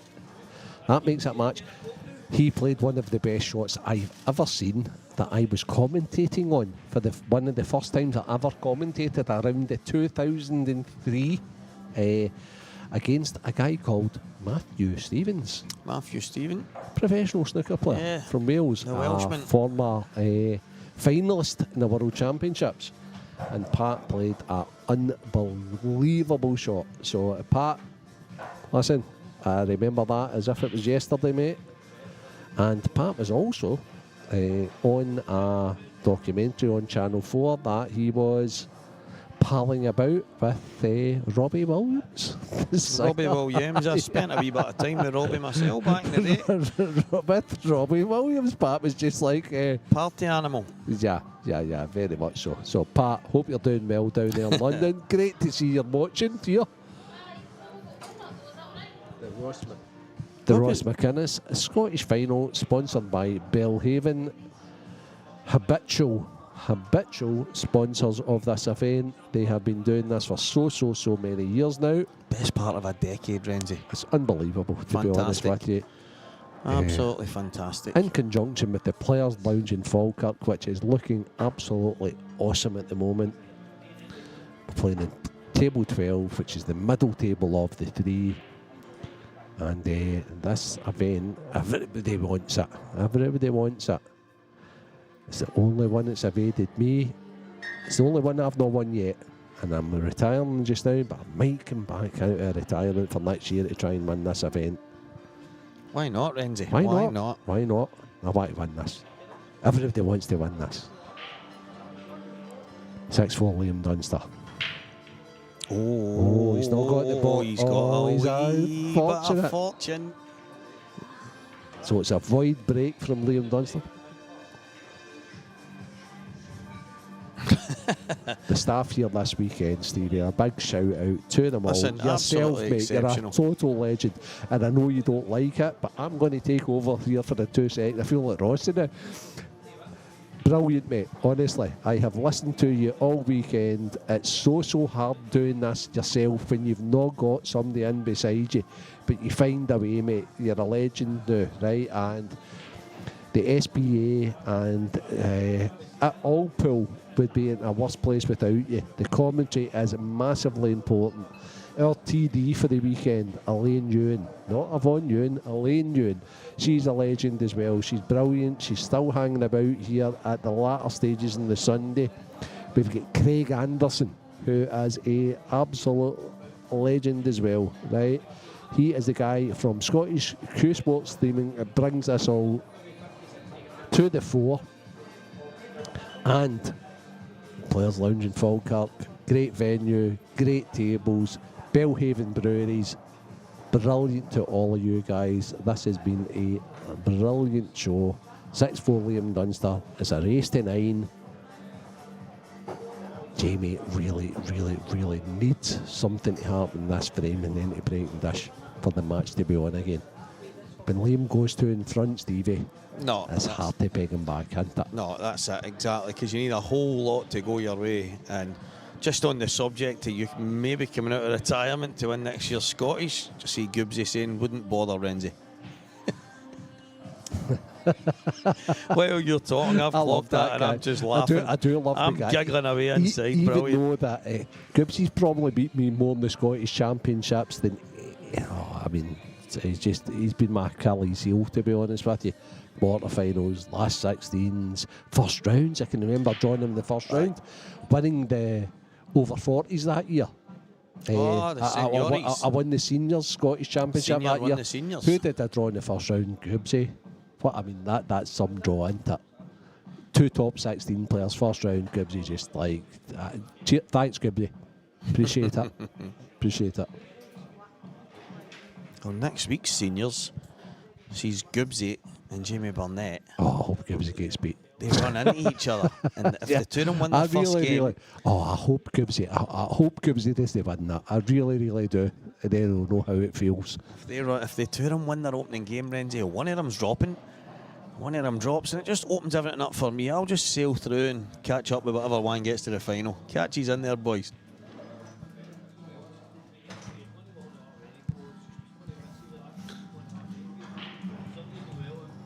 Still.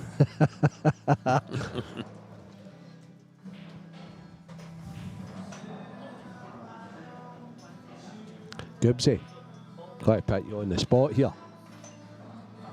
What's your top 5 ever that you've experienced, mate?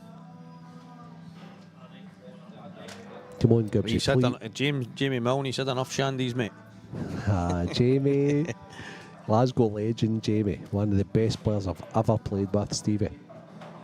Honestly. Unbelievable. A total brilliant. But I was actually thinking about Jamie the other night, and I was thinking, Glasgow, as you do. And I thought, top 10 ever? Yeah. It's just a class act.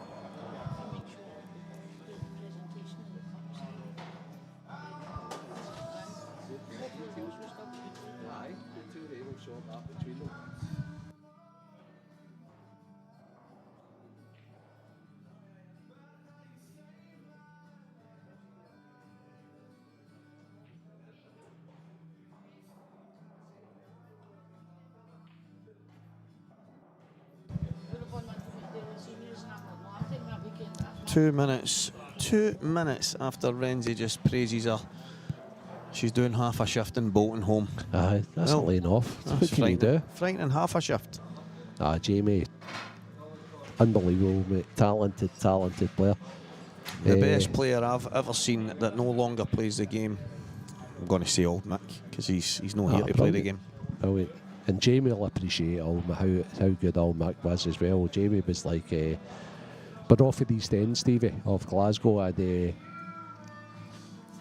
Jamie was like top draw. He was my doubles partner, and He knew I was good for the East End. I knew he was good, so we just doubled up together. We played in the same teams together, and he was just like, he was awesome tactically, but he could finish as well. Jamie, I've got loads of respect for you, my man. And John Joe came along, took Yeah. everybody out. Aye, but Jamie never played. Jamie never played weekend. He never played supers or anything Just like that. But league-wise, he was just a brilliant league player. He was awesome. Awesome. This is massive here. Pop kick, early doors, needs to get it. No. Right, okay. I thought he was just going to run in and nudge. Dunster doesn't nudge. No, anything not if unless he if has can to, avoid Renzi. it.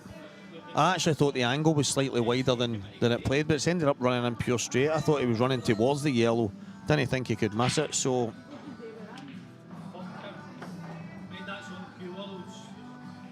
Right, so he can drop. Come on, Gibbsy. You gave me an answer, but come on, I'm putting you on the... Forget Mick. Forget Potts. Give me your top 5. You can include yourself. You're in it. Top 5 Scots. Aye. Top 5 And include Scots. yourself. I know you wouldn't not include yourself, but you need to include yourself because you're in the top 5. Give me your top 5 Scots of all time based on what you've seen. See, that's the thing. If I'm picking based on what I've seen, I wouldn't be picking Ross and Mick. I'd be picking Ross. I know, but I didn't. I didn't sure. get to witness them. I played later. Yeah, got that. So that would be. Gibbsy's on the fence. I'd be probably Gibbs, Jason, Scottish Angs, players. Yeah, Scottish players, Gibbsy. Scottish players. Big Dollop, Best 5 Scottish Alec players. McDowell, aye. Yeah. No, but they have Alec in. But And see, I that's love what I'm Alec. saying. Right, But I'm based on the guys I watched winning. Aye. I'll just go Jason Gibbs. See, That's it. I'm not much influence Gibbsy. Not that I will anyway, but my decision was between Jason Shaw and Pat Holtz for the 5th place. There you go.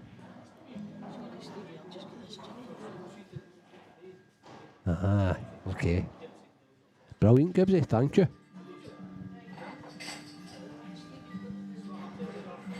So Gibbsy's put Pat Holtz in, and that's what I had last week, right? And then I changed Pat Holtz to Jason. Brilliant, Gibbsy. Aye, So we're very similar in a lot of ways. Aye, do you know what? I was kind of thinking back to when I started playing, and I wasn't even thinking about Liam and Boyle and that the new, because I'm just thinking, right, when did I start playing, who all played? But aye, I mean, Boyle, Liam, Gibbsy, Jason. It's my fifth guy I need to think about. Pat Holtz probably did most of his good work away from Scotland, Stevie. Aye, I never seen a lot of Pat. Only time I seen Pat is when I was banging in 2-1s against him, do you know what I mean? Yeah. So, Yeah. he only got to really shake my horn, Renzi, and say good finish.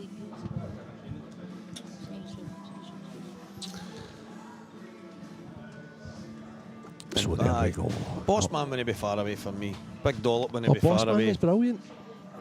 But we're talking top 5 here now. Gibbsy's top 5 is my, I know. first top 5 from last week, and then I could not stop myself from putting Jason in instead of Pat.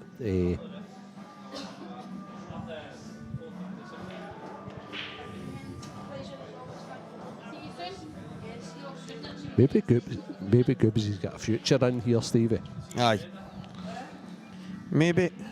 He's good in here, isn't he? He talks about the pounds and tigers and all that. You can't beat that. A wee bit of dramatisation for the Gibbs, man. Bit of dramatisation on the table at the moment because Dunster, these ain't easy, but I think that yellow passes to the right middle, Renzi, but he can't. I don't think he can pass this red. So does he then need to? Ferrier. Oh. No easy. I'll tell you what, one thing, right? Paddy Moyer is the best laugh that I've ever had in the circuit.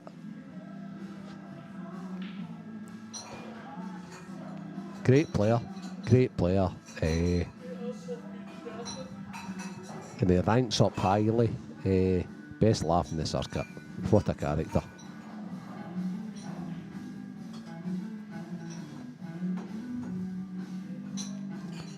Rod, hope you're well, my friend. Trainer was absolutely fantastic, right? An enigma, if you want to call him that, and that's simply because he won a tournament and then he decided to become a millionaire, which is totally fine. But his longevity, Rod, wasn't good, and I'm actually fearful of your team now, Rod, as well, which is a... Rod's a big Hearts fan, Stevie, and he plays it down quite a lot. He's like top 6. We'll be lucky to get the top 6. Rod, you must be excited. Remember, it's 2026, mate. Remember what happened in 86? Let's hope it happens again, mate. Rod, hope you're well. Yes. He's going to have to play a double here. He's then got... We've got the goat back behind us. You've got to put the red on and put the white on there. You play a percentage shot. You see that, you go for a mental double. Right, okay. So, the goat's behind us. He's absolutely gone off his head. Michaela, I think he's going to buy another round here. He's thought about playing a percentage shot here. Right? As if Jamie had ever played a percentage shot ever. Jamie's going to go for the thin cut in the red, right? And he's going to try and just like, Crazy Ross says, right? This is just different class. Now what he's going to do is he's going to play a pot and then a combo. Then he's going to play the pot to the middle. Then he's going to like play the double on the red. And then he's going to finish it. I'll tell you that. See, Ross, Tommy Donlan stuff. That's Listen, Tommy Donlan will finish that. Yeah. So, Tam Talon, did you say? The reason they're having a laugh there about Tommy Donlan is because he was the most aggressive player back in the day. When Ross reigned supreme. Oh, I'm not sure about that. Oh, I love it. Now he dislodges it. By the way, Ross says behind us. Oh, I absolutely love that shot. Absolutely love it. Nice and easy. Nice and easy. Don't overcook it.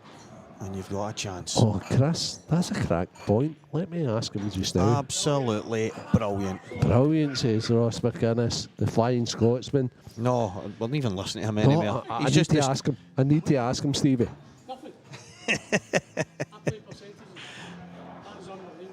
Absolutely different class. But it's not done yet, Renzi. No. See, the thing is, I know there's a wee bit of a partisan atmosphere. The players can hear us. Oh, they can hear us. What a match this is. Guys, enjoy the Scottish final. Jamie's this 8 ball away from 6-5. Ross is moaning at Paddy about a fiver that he lost. He's just gave him a hanky. What a treat. Okay, so I'm going to get... He's still what? Oh, he's a way back to the Formula 1. Chris, I will get Ross over here in a second, right? This is going to be a cracking. This is going to be cracking because Ross's view of players is absolutely class. I'm loving it. I'm loving all the chat just booming here. Loving it because that finish deserves all the credit in the world, guys. Give him all your love. Give him the plaudits that he deserves. That finish for Jazza, 6-4 down against Liam Dunster. Knowing if you missed, the party's probably over, Renzi. Oh, very much so. That was sensational. Sensational. Ross is holding his head. He's watching it. Must be 30 comments in the space of 10 seconds. Honestly. Oh, wow. Come on. Unbelievable. Let's try and get through them, Stevie.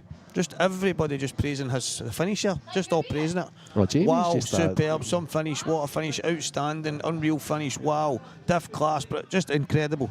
This is my doubles partner for the IPA Worlds. No, he's no. No, I'm not, Gibbsy. I'm not. Honestly. No, Gibbsy, it's not happening. I've already stepped in. I'm not doing it. I've put a stop to it. It's me and you, mate.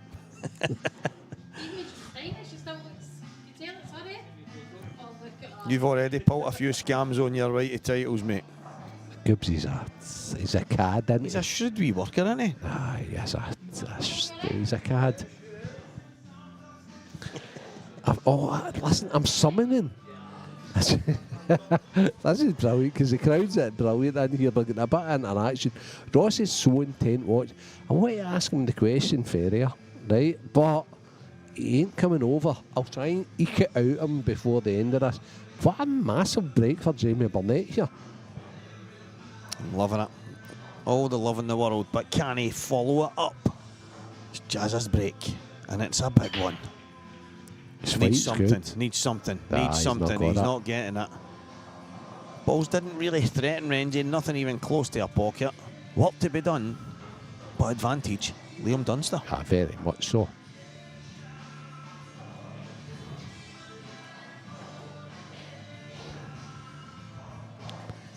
These ain't easy, Stevie. There's a chance on Reds.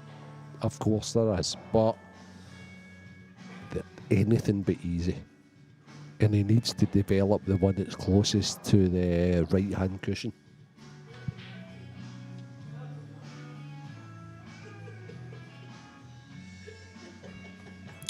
Danny Wilson, mate, it does not count on the PlayStation. This is real life, my friend. Just you continue to bang out the tunes on that wonderful guitar that you have.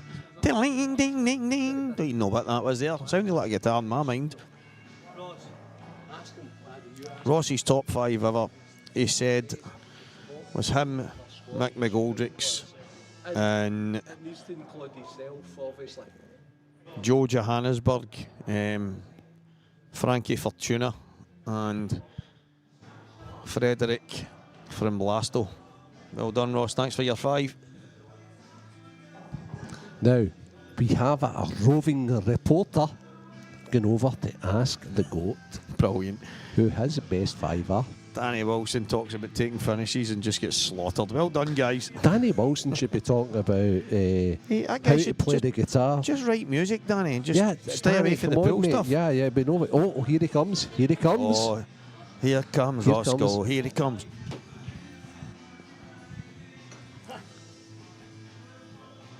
Yourself. See it? Talking to me. Right, I know you're humble yourself.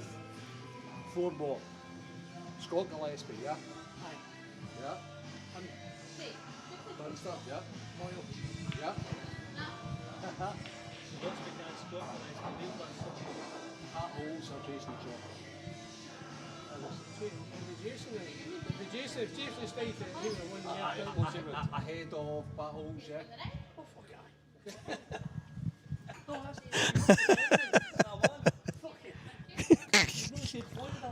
So, ladies and gentlemen, we have Ross McInnes's top 5, and he didn't want to put himself in. That's just how humble the guy is, right? But we know he's the best ever. So, in no particular order. Is it mine? No, here.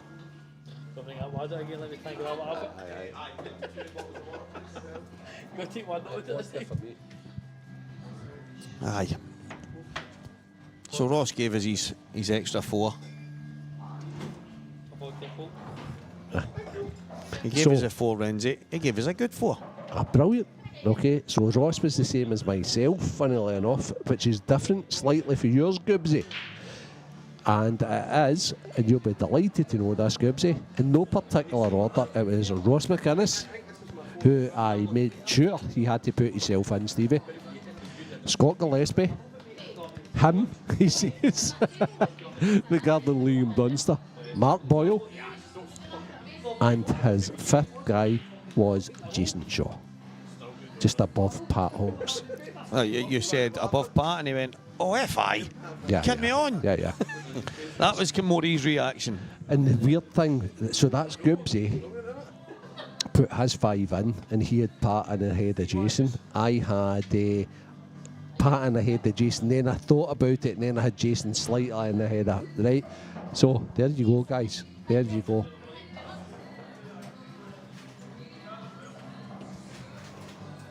I don't think there's any doubting. You need to be off your head, not know very much about the game to think that if Jason didn't stick to 8 ball, that he wouldn't have won tons more. Oh, I mean, he no- would have no won doubt. tons more. No doubt about and it it. would still be Jason, Goobsy, Boyle. He would still be in the mix for all these titles. He would have won plenty. And I mind me and Goobsy actually mentioned it when we done the comms. I think it was at the Worlds. He says you kind of wonder what he would have won, because obviously you don't know, but he's made a career and a living from holding a queue that not many in the country have done. Jason was an entertainer, Stevie. Just a magician. That was probably the biggest thing. I can remember watching Jason's 2 money matches against Ronan McCarthy and Mark Farnsworth, and Jason played like to entertain. Aye, but he was brilliant. immature. Yeah, aye, very immature. I mean, what was he? He's still. One of them is, I think one of the matches he was still a teenager, and the other one he only barely in his 20s. Am I right? Yeah. But legend. We're blessed. We're blessed with the talent we've had in this country. We're blessed with the winners. We're blessed with the style of pool. He's missed it. Grant Pauly, you are 1000% right. That's probably the greatest pool performance unreal. I've ever seen. I can remember like guys like Ronan McCarthy, right, messaging Jason and saying, "You've just sold the game for us there brilliantly, Jason," because of how entertaining he was. I can remember, funnily enough, making Maxi making us DVDs up and selling them. That's right. I know. Based on that performance. That's right. So, I ended up with one of the DVDs. yeah. Unbelievable. He was incredible. We're just blessed, Renzi. When I think, if somebody says to me to go and put a team together to go and play a match for your life, and I know that sounds mad, and people go, you just go and pick all the best. Well, it's different that way, because they might not go and play for your life the way certain people would. And there's certain guys, and I know we've spoken about it and I've argued about it, there's guys that are just team players. There's guys that have got that wee bit extra, and there's people I would have batting for me. And there's others that I would say, one of the best players out there, but you ain't playing for me, mate. What I love is the fact that Ross, who's went through the generations, instantly says Dunster's one of the best, Goobsy's one of the best, Jason's one of the best. That's incredible, to be honest with you.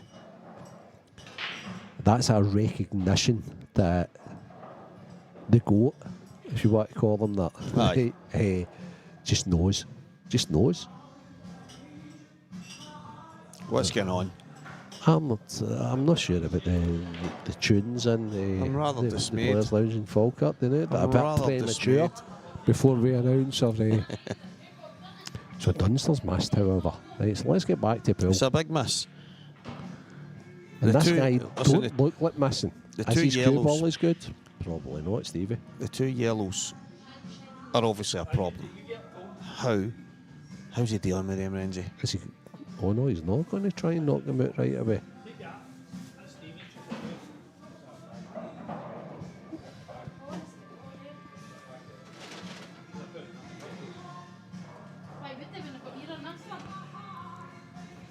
This is tough.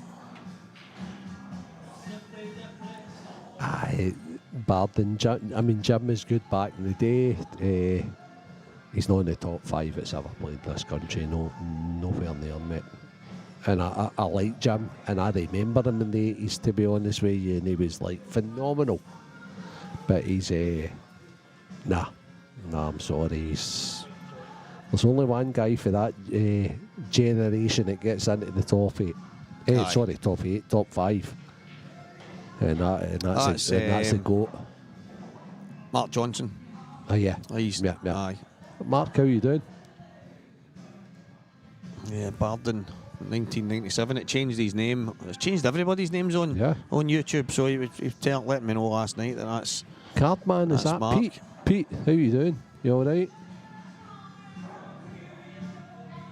I don't know if you know the Cardman, Stevie, but we're a 9-ball guy. This is big. Oh, it's He's perfect. on that to the top. He's not perfect, but he's okay. That's the difference between these two legends. Jamie will take a chance. Liam hates taking a chance. But Jamie trusts his single ball potting a lot more. The first money match player. Pat, I'm not going to start on you. I'm going to tell you a story here, He's got it. right? He's got it. Can he push through here, Renzi, though? Yeah, I think he can.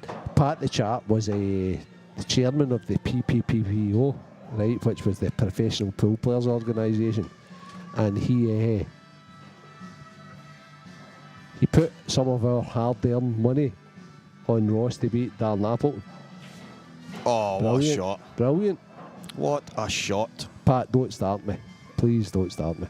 And a couple of us voted or vetoed it, but Pat still got the votes. And we lost a few quid out the funds. Let's be serious, guys, right? There's a raging debate. There's probably a case to say that most of the guys right now that are all dishing machines could not last 2 minutes back in the days. Of course they couldn't. Yeah. Right, that's fair enough because the game wasn't like that. But you can only make it what it is and try and find the happy medium. And for me, that's what's getting done. Oh, and Jamie wow. Burnett has made this final 6 frames all. Six and all. that finish, Sean Wishart said about the shot he's played a wee while ago to kick out, land over the bag for the finish. Unbelievable. That finish there, every bit as good. 6-6. Sean Wishart's right. That was unbelievable. Unbelievable. Look at Junior. No, tunes are stinking. He's not caring about the pool. He's just like, he's more interested in the tunes. Paul Crawford's just walks through the playing area. Yeah, okay. Listen, I don't mind it. He's obviously wanting his 5 minutes of fame. What was that, 5 seconds? Nah, he's actually came to the bar, got himself a drink, guys, when that frame was playing. He got Jazza a bottle of water, and the nice guy that he is bought Liam one as well without getting asked, and then went down and handed both guys a bottle of water. Paul's a class act. Oh, he is a class act. He's a character, Paul. But the thing, Renzi, obviously he's fun in games and he loves having a wee laugh on. But there's a lot of times in the last wee while, and he deserves this because I've obviously had a lot of loss probably in the last wee while. That guy doesn't stop messaging to see if you're all right. He doesn't stop checking in. He doesn't. And he's just fair play to him, man. Fair play to him. Love Paul to bits. Good guy. I've got a funny story with Paul. He went up to Dundee a couple of years ago to watch a Ronnie O'Sullivan exhibition. He played Ronnie in the exhibition. Aye, that's right. I remember he went up. And Ronnie says not a word, but he has the great John Virgo with him to do all the commentating. Yeah, all the talking. All the talking. Very much so, right? Which I'm sure you'll appreciate. And he had Maverick on the back, which is his nickname, and John Virgo couldn't remember what film it was from or what song it invoked. You got a Top Gun. That is exact. Eventually, like 20 minutes into or 10 minutes into the frame between Ronnie and Paul, he was like, "Take my breath away." Took your time with that one, mate. It was very good. Very, very good. So Liam is traumatising Kev here on the break. But at 6-6, it's now a race to 3 to see who is our 2025 Scottish Championship winner. He wants to make sure that they are all there. He's a good boy. He's a good boy, with Paul. He is. Jamie, current SBA Master Scottish Champion. Yeah. Yvonne, you're acting as if we don't know this. We are professional to the core. We have stated that if he wins this, he's going for the Trio Grand next week. Aye, the trio. The triple entendre. The Trio Écossais of titles in the land of Gaelic. 2 seconds, I've got the goat talking to me. What? What? You scared? You scared they'll catch you?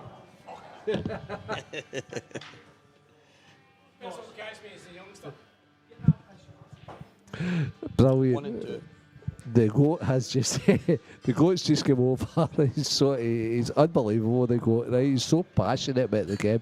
It's like, how many times has Liam won this? I think it's 2. And I said to him, "Are you worried that he's going to take over your 13?" He shook his head, just laughing. Stevie Brown, I like that one, because most people's top 5 think the Scottish players would probably have the same kind of 5 or 6 floating about it, and then, but if you extend it to a top 10, that's when it becomes interesting, because then that's when opinions really start to vary. Definitely, but right now the consensus is quite astute in who people think is up there, and I think evidence. That's why we're doing the top 5, because it's easier for us, Stevie. That's exactly it. If I stretch it a wee bit further, mate, it's just all my pals I'm putting in. I get that. No, as well. listen, it's where opinions then vary. Why did you pick Renzi? Because the guy's won many titles. He was a pro. He's an ultimate team player. He knows the game inside out. And if he didn't, why is everybody on the planet go to him to get better? Tiger, well, if it wasn't for him, I never lifted a cue. He just said that wee something extra, and his longevity in the game's class. It's like these wee things. Mick McGoldrick's in there for me. It's just, but then everybody goes, so just all your Glasgow guys. Well, aye, because it's them that I was running about. It's them I learnt off of. I'm probably following the trends. You're going to be biased towards no, of course, guys, that's Stevie, what I mean, course, and it's going to be the same elsewhere. But I mentioned it earlier. If I had like let's say it was a 10-man team for my life, and I picked the top 5 guys that everybody picked, the next 5 guys I'm picking are the guys that I think will play for my life, and that's guys like yourself. Well, there's Mr. McInnes back once again. I think he's shot like the renegade master. Finish. It's a 33 here. Who says that? Oh, Jammer's been paid by the hour here. This is good, by the way. How many you got here? Whoa, wait a wee minute here. This is good. Morgan, your dad's actually giving you it stinking here, saying that Chalmers is getting paid by the hour. All kidding aside, it Morgan, just goes for miles, Ross. For miles, I it's don't brilliant. like It's it. amazing. I like what Matchroom do. I like what the 9-ball do. That you just let the Do that favour, just let the players fucking rack your balls up ourselves. yeah. The referee shouldn't be questioned. The referee should chat, and I don't like it at all. And I think that's where Matchroom get it right. When there's so many of you guys sitting watching this, the last thing you want is a delay in it. I understand Liam's position, that if he doesn't think it's right, but at the end of the day, that's where you need to find the break. Joe Herron, that was the Erlen Barris. That was when it was not like the counties, it was the areas, because I mind it was Glasgow, Paisley, Airdrie. Maxie put a team in, we were together, and it was all the areas, probably the whole of Ayrshire, and I remember the days. That was class. The thing for me that was class there, Ross came over, looked at the tablet and went, "This is amazing, this thing, look at that, who's all on that?" Now, earlier when Goobsy made a comment and I said it, but Ross, Ross moans at me, Renzi, he's moaned at me for talking right to people. He doesn't realise I'm talking to people. He must think I'm just saying stuff. Oh, yeah. So he's thinking when he's watching me, what's he talking about? He's not even talking about... And now he realises it's all this. The like, that's brilliant. Yeah, he's just been like, that's brilliant. Who's all that on there? It's amazing. It's absolutely amazing. And it's what keeps everybody tuned in and zoned in. It's absolutely first class. And it's here, the Belhaven Brewery, Ross McInnes Scottish Open Championship. We're in the Players' Lounge, live in Scottish Q Sports streaming. Alan Reynolds Senior, the man, the coach, the myth, Renzi, and he's joined by Walker the Talker.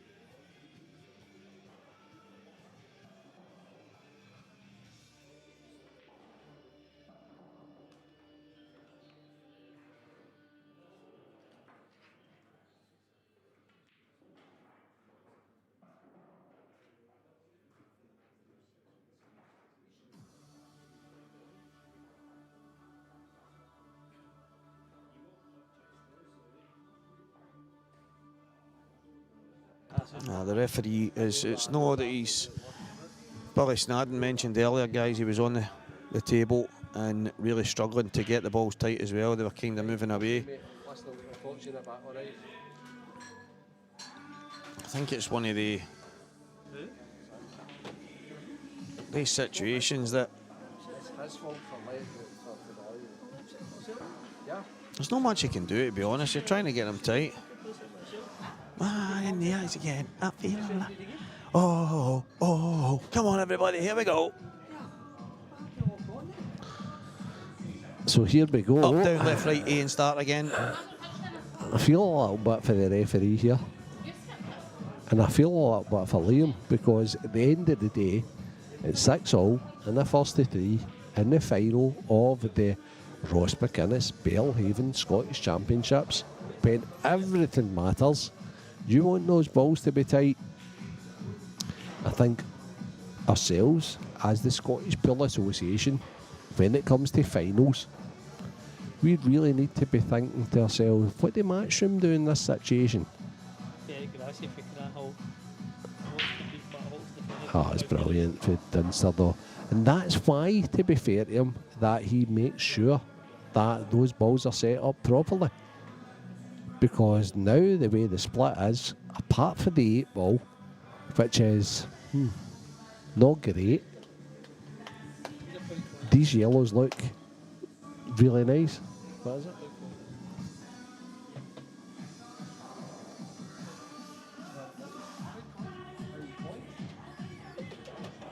Yeah, this is with the 8-ball. This is probably as good a chance as you could hope for on your break. Guys, at the end of the day, Kev's doing his best to try and make sure they're tight. He's doing the same for both players. Liam really overly checks them. And if there's the tiniest little thing, and listen, that's just the nature of it. Even when you set them up yourself, you might look and think they're all perfect. There might be the tiniest gaps. I've done it a million times, and I know you guys have, so let's not tell lies. We've broke the balls and went, wow, I thought they were tight, and then you've hardly even opened them. But a good point that Renzi's making there, like some matchroom and stuff like that. The players don't get to check the racks. They just have to put their trust in the referee, and that's just the nature of it. And I don't think any referee would deliberately make a mockery of anything, but I've tried my best, Stevie. Yeah, but at the end of the day, mate, he's doing his utmost to make sure the balls are You set feel up for properly. Kev a little bit. Yeah, it's not his fault. If they're not tight, they're not fit, they're not tight. But it makes such a difference to Liam as well, so it's like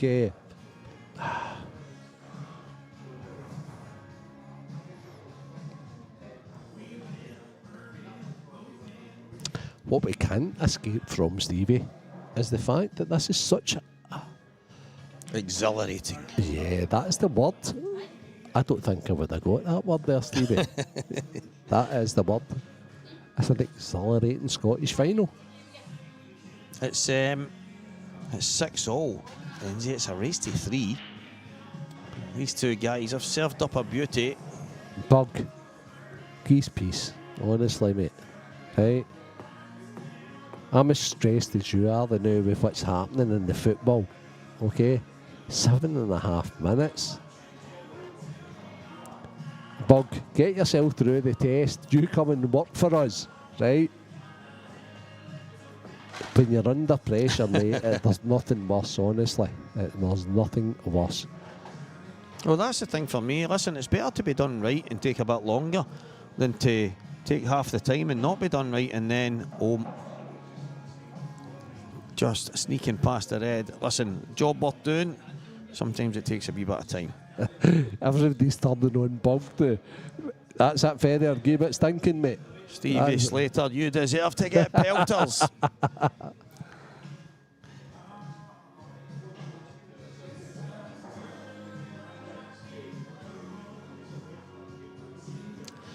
I can't help but think that the Doom Lord, or the Dustpan, or the Doomsday, or whatever you call them, that's it. right, is an 8-ball away from going 7-6 up here, Stevie. Yep. It's I like Doom Lord the best, I've got to admit. Doom what? Doom Lord. What's that? Have you never heard of that? You're a Doom Lord, you, mate. No. I've heard of Doctor Doom and It's Doomsday, like but that's it. it's like But they're real characters. if you're a glass half full or half empty guy. Doom Lord. Doom Lord. Ah, you're a Doom Lord. If somebody Always. says that to me in East End of Glasgow, they're getting... Yeah, that's exactly what I want. Glasgow got a kiss right in the Yeah, eyeball. yeah. Oof. No, a Doom Lord, no, I don't know. You part of the Doom Squad or the Doom Brigade? I've heard of things like that, but... Brigade? Yeah.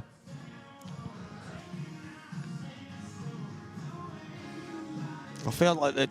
Even now, I maybe even hear Claire saying that. Oh, here he comes, leader of the Doom Brigade. Oh, shut up, man! Don't now. It's like, but it's like. Who are you talking about there? Who are you referencing to there? Oh, the missus talking your about me. good lady. Aye, Oh, she's okay, talking right, about me.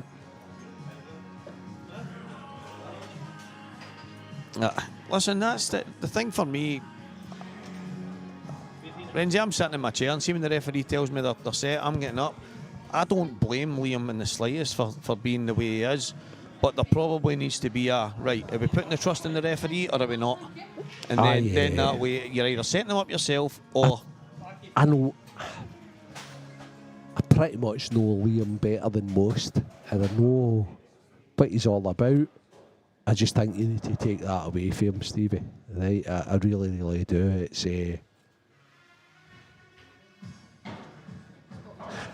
if I was to dissect Iraq,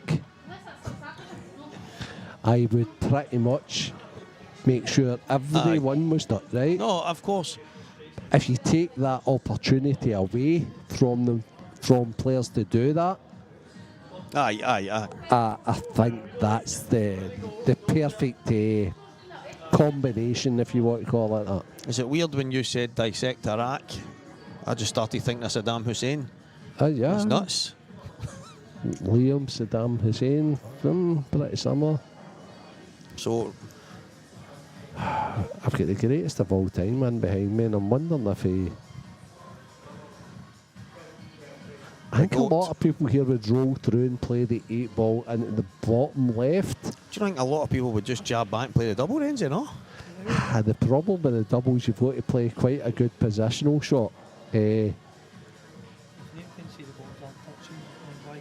He's going to play the 8-ball into the top left here, is my prediction. How's he going to play? He's going to... No, In near the middle pocket. that's the thing. This is... Oh, is he going to drift past it here? Okay. Oh, he's played it. He's not played it great. Okay.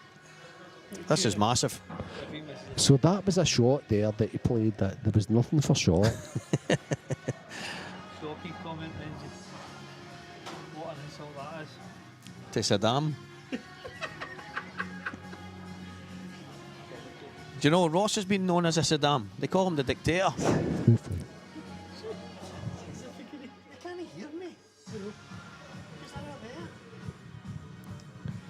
So, Aye, they're talking to us.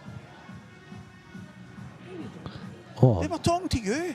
Sean Misher, you know there's no bigger fan than Liam than myself. This is absolutely massive. This is an enormous shot.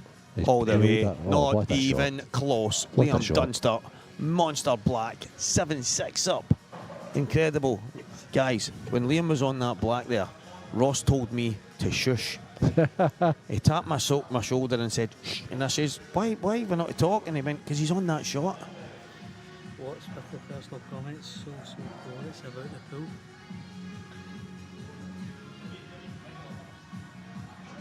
Absolutely phenomenal. He had to take his medicine, Renzi. He had to take his medicine and nailed a monster black. Do you know what's funny? It's funny that for a moment I'm thinking he's in a wee bit of trouble.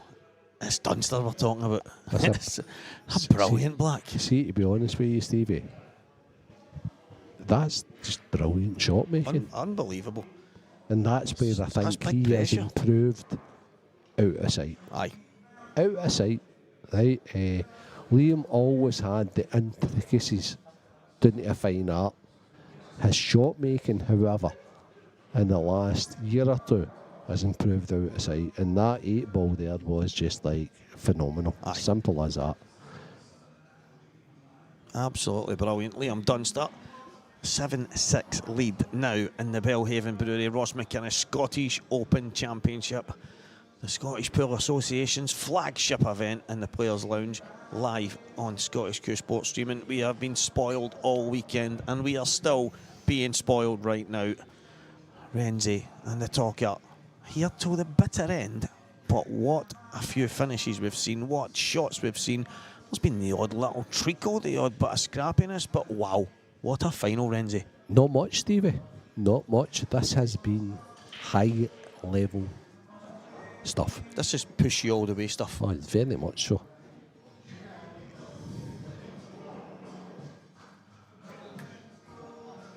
Dunster's shot making's improved out of sight. I don't know where the guys are. I'm a big Dunster fan, guys. That's I love the. Jamie's getting involved now. Right, okay. Well, to be fair, I would probably say that the Achilles heel here for Jazza is his break's not been great. Yeah. And maybe. Well, Dunster's going for I think I'm going to go myself. Going to punch him when he's in the cards.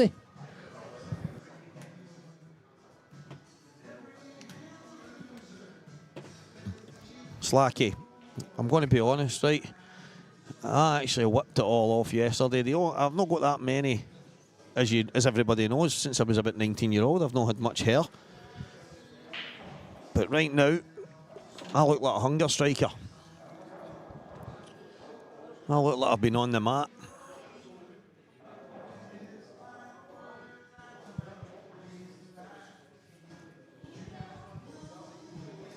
When I hold 'em.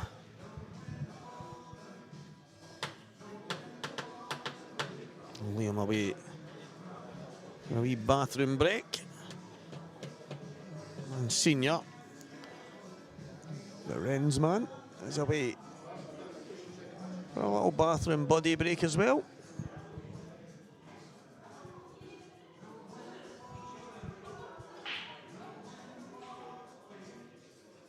Jazz's break not exactly been a big weapon in this match. Listen, guys, honestly, Ferrier, I'm that bald.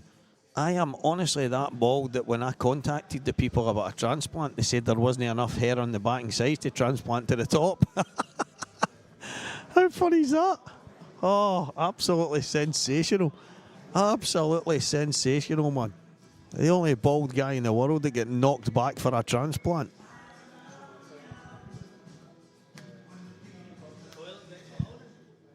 Ross McInnes just marching about in here shaking his head.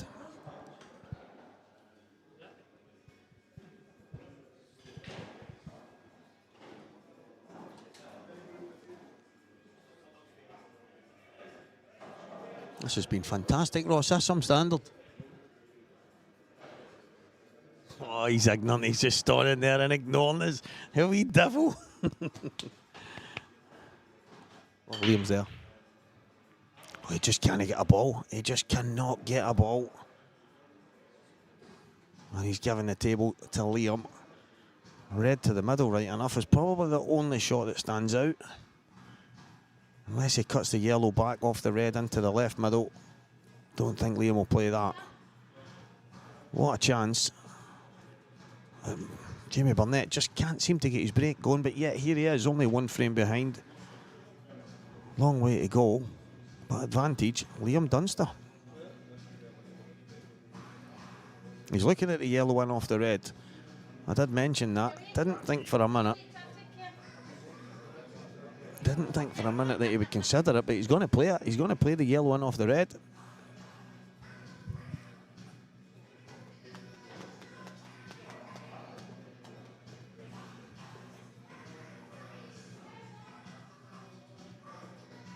Well, let's see if that is what he's going to play. He's looking at it. It's a tough shot. He requires a little bit of fortune. The cue ball's going to be travelling.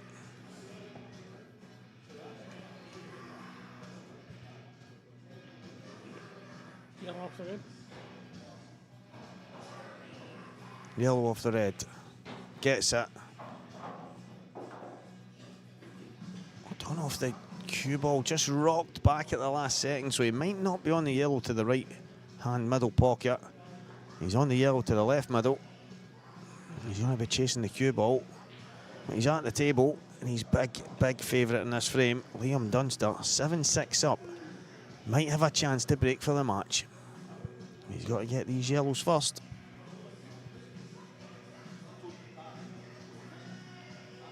Slacky, honestly, no joke. His break's been horrendous, and yet here he is in a Scottish final. And the finishes he takes, the way he plays, the shot making that the imagination that he's got. We all know how good Jazza is, but his break has been his own kryptonite, to be honest.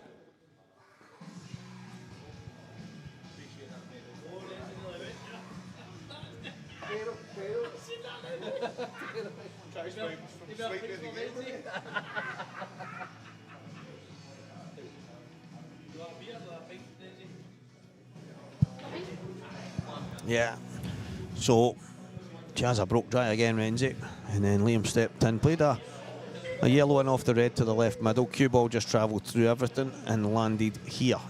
So Liam's on yellows. He's got to dig one into top left then, hasn't he? Top left or left middle, but I think top left keeps him in the mix, chasing the cue balls, not Liam Dunster like. However, left middle's the easiest spot, Stevie. As long as he can stay on another yellow after it. I think that's the problem. If he's running straight into the red, I think he might go left middle, but I just think if you pop that in the top left, you're well in the mix here. Great final. Brilliant crowd. The goat's still here, I think. Oh, look at that. I mean, it's just like... Just brilliant. Absolutely brilliant. And as if it was like easy. I think we're not a million miles away from 1,000 people. I think around 900 or something, Paddy said. And then you've got everybody in here. There's a bunch of people around the table watching. Good atmosphere in the place, Renzi. This is what we want for a Scottish final. This is what it's all about. Yeah, very much so. I've been very impressed. I mean, I'm just always impressed with Dunster. I've been really impressed with Jazza. Slacky pointed out there, I imagine he could break. I don't think he's got a ball off the break this full match, and here he is, one behind Liam. I think it's really weird, because I think snooker players are very limited to the way they break.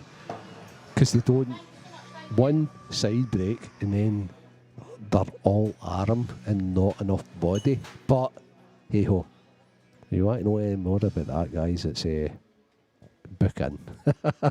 Simple as that. You want some technique? Give the Rens man a shout. The tunes have got a little bit better in here all of a sudden. Paddy's hit the jukebox. Junior, you still listening? Hopefully we do bust 1,000 views. We're on 965. I've just heard, that's fantastic. Around about the 1,000 mark would be pretty good. We had in and around 750 for the IM final not so long ago there. In fact, we had over 760 for the Jazza interview at the semi-final, and then the final only breached 500 for a few moments. Do you know what I'm loving? If you look to your left, Stevie, right, there's a couple of random guys sitting in the crowd that have been enjoying this Scottish finals all day, the Belhaven Scottish finals. Ross McInnes. Yeah, and the goat is actually, right, he's pestering everybody. Annoying people. Do you know what, he came over to me, them on the shoulder, put his arm round me, he's got to do this, guy. And I says, this is a great final, Ross. I put the microphone up to him and he looked at me, smiled and walked away. never even answered. Oh, he's brilliant. Absolutely brilliant. Ah, well, Jonesy. The old blind squirrel thing comes to mind. That's Jonesy. Jonesy's a student. He said his break was all right in the Masters final. I remember my break dried up against you in the seniors final, Jonesy. I mean, you know the script. Jonesy's a top player. Absolute class. Top player. Absolutely class. That's brilliant for Dunster. And he knows, right, he's experienced Dunster and he's watched his growth. Of course. Martin. And Jonesy, you must be proud of your guy from your area, mate, because he's just like a phenomenal. He's just phenomenal, mate. He really is just a juggernaut, a winning machine that just continues to defy just the brilliant. logic of really the is. standards are just incredible. He won IM1. He's obviously won some other titles throughout the year, but in the Scottish scene, IM1, and here he is in the Scottish final. He started the year phenomenal. He's ending it phenomenal, but it's not over yet. He's just the best black ball player on the planet. Jamie knows it, to be fair, and Jamie's sitting there. He's trying his very, very, very best, and he just knows. I know I'm going back over old ground, but the fascination for me as a pool head, sitting listening to your interview with Jamie, and it was like Dunster. That was Dunster. class. The fact that he's given such a good show, and I really, really hope that when you do talk to the chaps after the final, that you can relate to Jamie and say, well, you know what, Jamie? You were playing God there, pretty much, when it comes to black ball pool. Aye. And you gave such a good account of yourself. Absolutely. Listen, it's hard to live with players like Liam at the best of time, and Jazz is up there, and the level that he's playing at. And I know next year, I think he's going to play a wee bit more, which is going to be great to see. He's just such a good guy. He's just class. I think if I'm describing him as a whole, he's just totally He's class. a good guy. Totally class. I'd actually like to go for a pint with Jamie. His partner's brilliant, man. I bet he has too.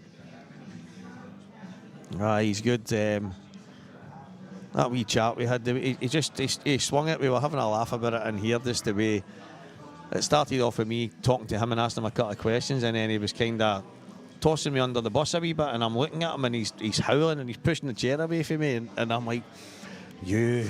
yeah. He's just class, absolutely class. And here he is, another Scottish final. He's already a Scottish champ. And I'm going to say something if it's a wee bit controversial. I've had that drink with Liam. Aye. Liam's quite funny, to be honest with you. Well, not by his round or anything like that, but he's still. Jamie's bonkers. But I remember travelling for one of the IPA events down in Wales. Me and Dunster and Boyle driving up the road. It ended up like some kind of episode of Countdown. It was like a mad quiz the whole way home, and it was like, right, is that us done? And next thing you know, and Liam was clever. He's very calculated, Renzi. So what he did was, how can I keep these two interested in my nonsense quizzes? Do you know what he done? Went on and found as many Celtic questions as he could, which meant me and Mark had to keep flying out with answers. Clever guy.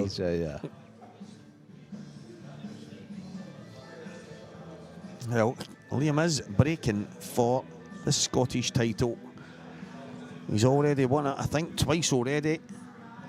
Is this going to make it the Three Amigos?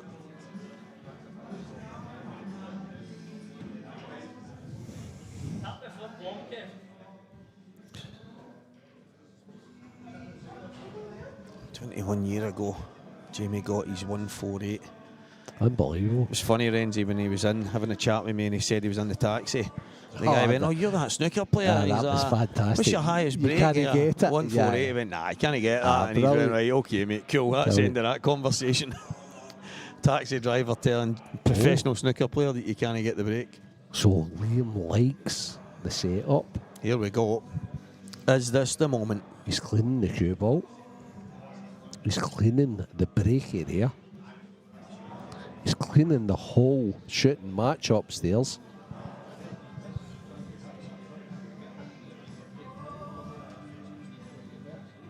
So here we go. This is it. Or is it? Enormous break. The Bailey you won't be thinking here, Stevie, is if he breaks dry, he it very well maybe 8-all by the time he gets his next shot. Well, it's dry. Oh dear. The 8-ball's sitting pretty. Did not catch them good at all. Great chance in yellows. Can Jamie get the yellow closest to the bottom left pocket? You can certainly get the one into the top right. The problem ball for Jamie here is the ball that's closest to the 8-ball spot. And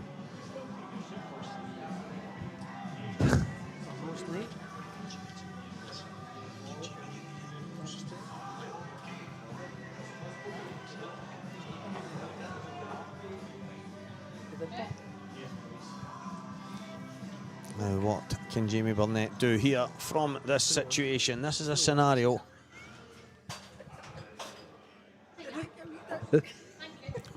I've actually just missed it, Morgan, to be honest. I'm wondering if, I know this is going to sound so condescending, but is it the fact that the table looks twisted against the names? I don't even know, I didn't even see it, but Paddy just came over behind me.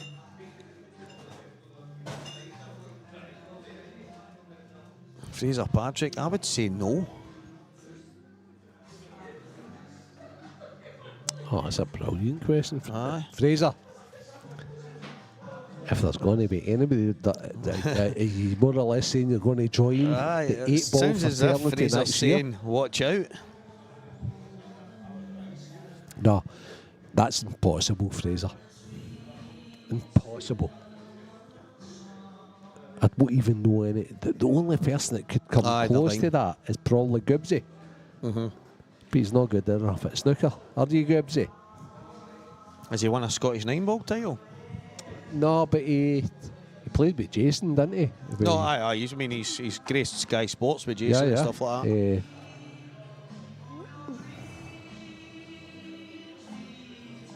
That's a brilliant question.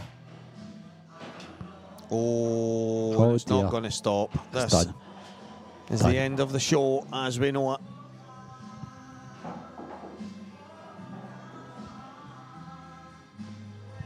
That's a good wee bit of trivia for us. Burnett has hit one shot, a dry break in the last 35 minutes. Jeff done phenomenal.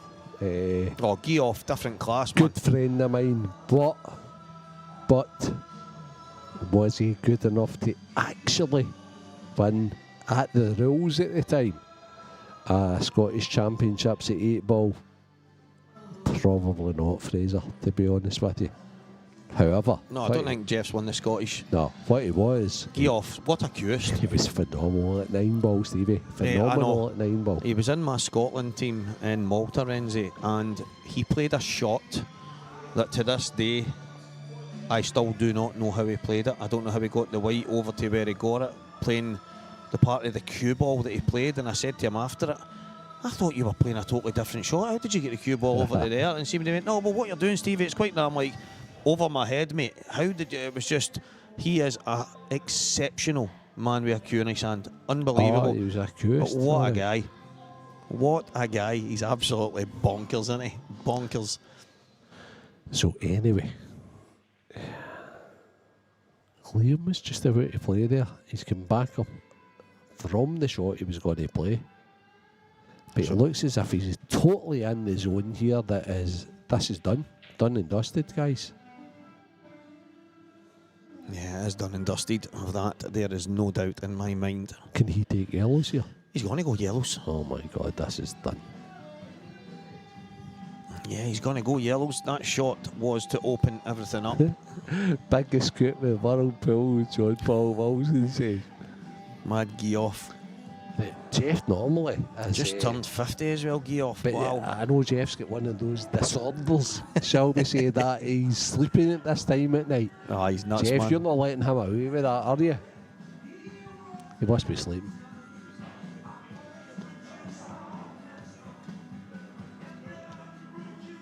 Why are you off to? Keith. Why are you off to Aberdeen? What's Keith? happening, Keith? You working in the rigs or something? Oh, is he way up for? Is he way up to see his girlfriend? Is he got me an Aberdeen shirt? Aye, Girl. sheep. Yeah. Oh, yeah. that's poor. Well, We're in here talking about goats all day. Nah. Safe travels, mate. Safe travels. Sean Wishart, you're spot on. Jeff's one of the best cues I've ever seen as well. aye. One of the best to hold a cue in this country is on the table right now. Sean Wishart's a mean player, Steve. Class. Absolute Very, class. very good player. Good lad as well. Aye, he is a good lad.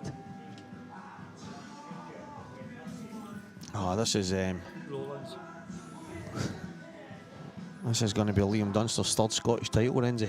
He's just the guys are only 10 behind Ross now. He's only 31 years old. Could he be doing with a new polo top? Most certainly. Well, we're already sorting that. Becca's basically said she's ordering them. We've just to tell her what's to go on them. So let's get that done. That's good. It's, yeah.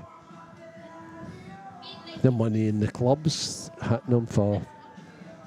And get away from that black and grey. See if I'm the best man in the world.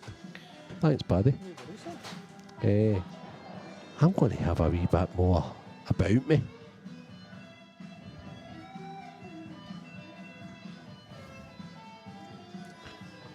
He needs to cure us, Stevie. Top right, Stevie. Yeah, top right, push through. Push through or stun to the left-hand side. I think he can just drop it through range a couple of inches. I think he's absolutely spot on. I don't think there's much. Oh well, fair enough. He's obviously thought it was a wee bit wider, but look how wide he's ended up coming. He's overplayed that. He's in trouble now.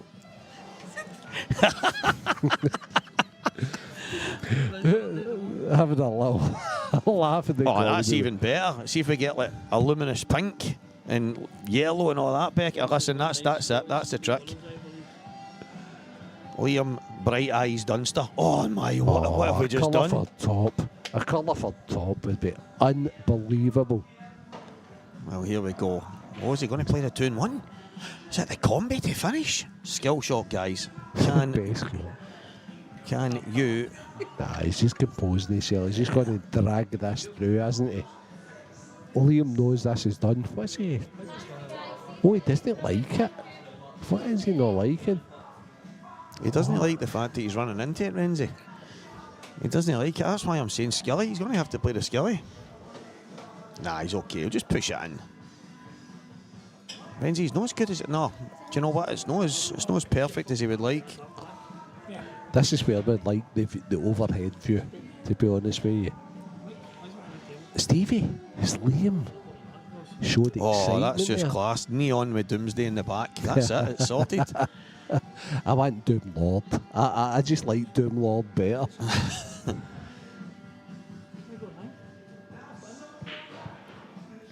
He's going to drag this in and be perfect, doesn't he? I just hope he plays to the crowd and knocks in a 2-1 skilly here. Play to the fans. Come on. With the goat behind us, who's going to do the presentation with Stevie. Aye. I'm going to end up flying for him. Aye, here we go. Liam, this is the moment. I rate that he's not perfect here. One big shot. And he did go for the He's 2-1. perfect. He did Liam go for Dunster the skilly. Is our 2025 Scottish champion. There we have it. The Liam Belhaven Dunster. Brewery. Ross McInnes, Scottish champion, is Liam Dunster. We have the goal. The referee did a fantastic job, Kevin Chalmers. We have Stevie, the talker, the walker, who is our main man, and he is going with the GOAT, Ross McInnes, who's checked his phone now. You see if Michaela is going to let him back in the marital home this evening. Great performance for Jamie Burnett. Unbelievable performance for Liam Dunster. Liam, as per normal, was just sitting there like willy-nilly, not over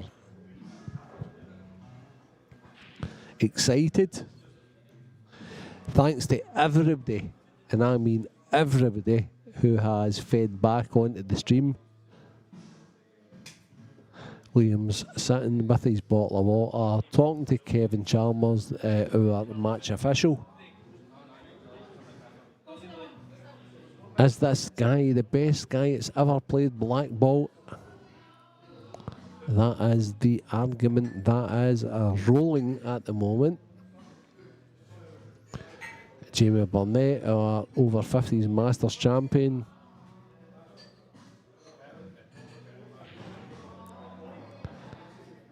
Sitting Is he dejected? Not at all. I think he, more than anybody else, realises how good that Liam Dunster is.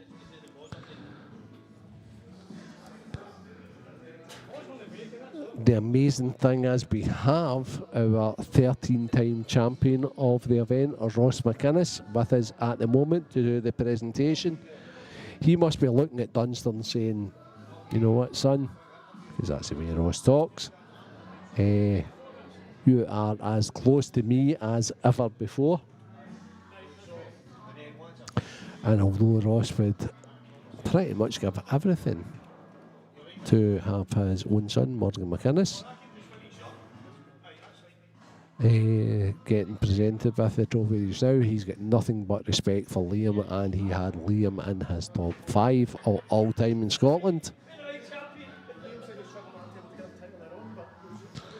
And now we're going to move over to Stevie the Talker Walker with the great man Ross McInnes to present the trophies to Liam Dunster and our runner-up Jamie Burnett. Thanks very much for listening, guys. It's been an absolute privilege and a pleasure. All the best. Take care and see you for the next event next year. Take care.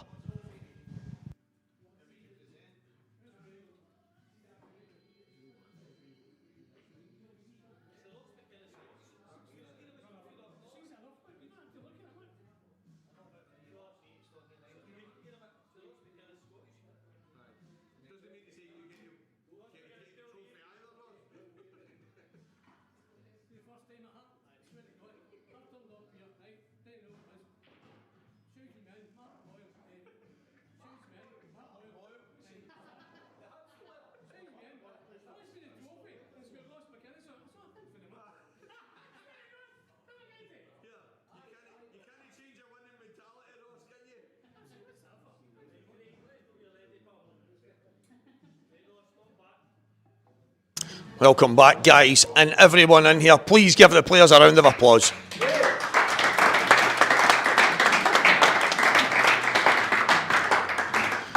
With every final, there has to be a runner-up, and commiserations, it's Jamie Burnett.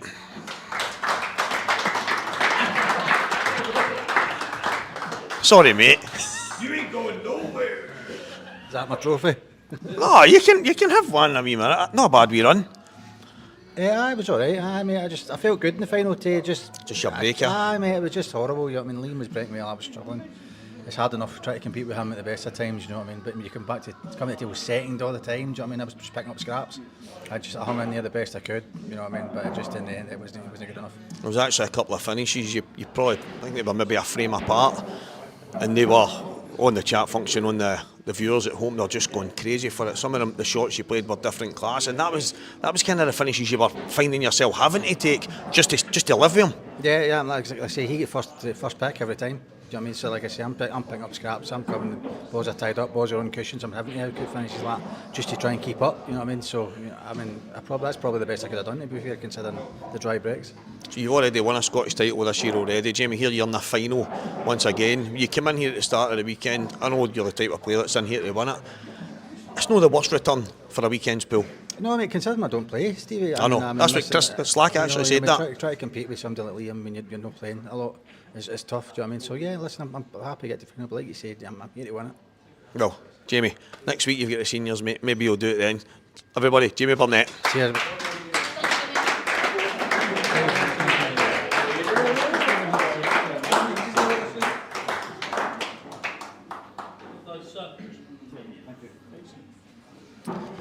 And with every runner-up, there has to be a winner. And once again, it's Liam Dunster.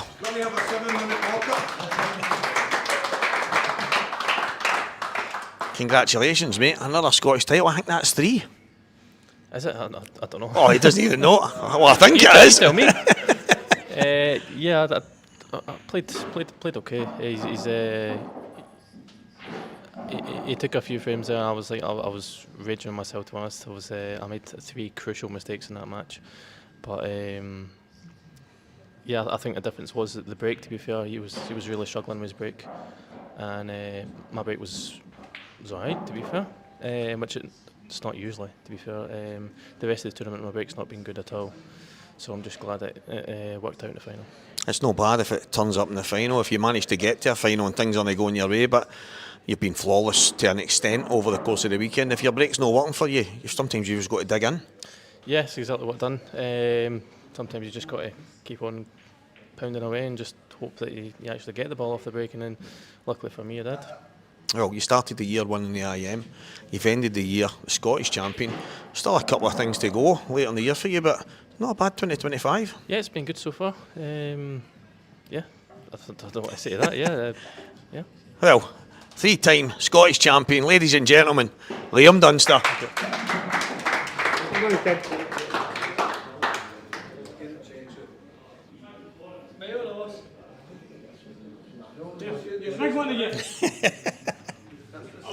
Oh, look at that bad boy.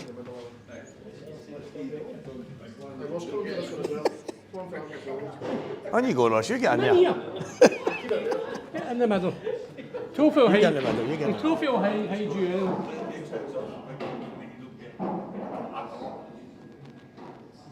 in. Well done, mate. Dennis, Right, you take this in there. what have I done now? Did you see any of that final? Looking at the camera there. Did you actually see any of the final? I seen saw you the watching final. the Formula One, Ross. I was watching the Formula One. I was watching it more than the referee was trying to set up the bloody boys. That's why. Aye. Get in closer. We've got a terrible photography team here at the SPA. That's something we probably need to work on, Ross. That along with some commentary, yeah. We actually had you in. We had you in the comms. Yeah, it's hard work, that, isn't it? Oh, well, you didn't realise all the people were on there, didn't you? No, I didn't actually, no. No, but anyway, the actual final was down to me, it went down to one thing, and that was the break. The break, well, because I saw the break, that was all it was. Aye. And Jamie never got the break. Liam had most of the break, but at the end of the day, what Jamie said, at the end of the, one of the breaks, one of the finishes I saw Jamie take was unbelievable. I didn't think he was going to go. I thought I'd played a safety shot. You spoke about that. And Jamie just went for it and got it. And just thought some of the pool was fantastic. But Liam's the Scottish champion. He's Scottish number one, and he's just consistent all the time. Takes a wee bit of stopping, doesn't he? Oh, aye. So hard. Need to get a hammer to him. Need to take a hammer to him, Ross says. Well, guys, from the Belhaven Ross McInnes Scottish Championships here in the Player Lounge, everyone is at the SPA, all the staff, referees, the people at the players, everybody here viewing and all you at home. Good night. Well done, Stevie.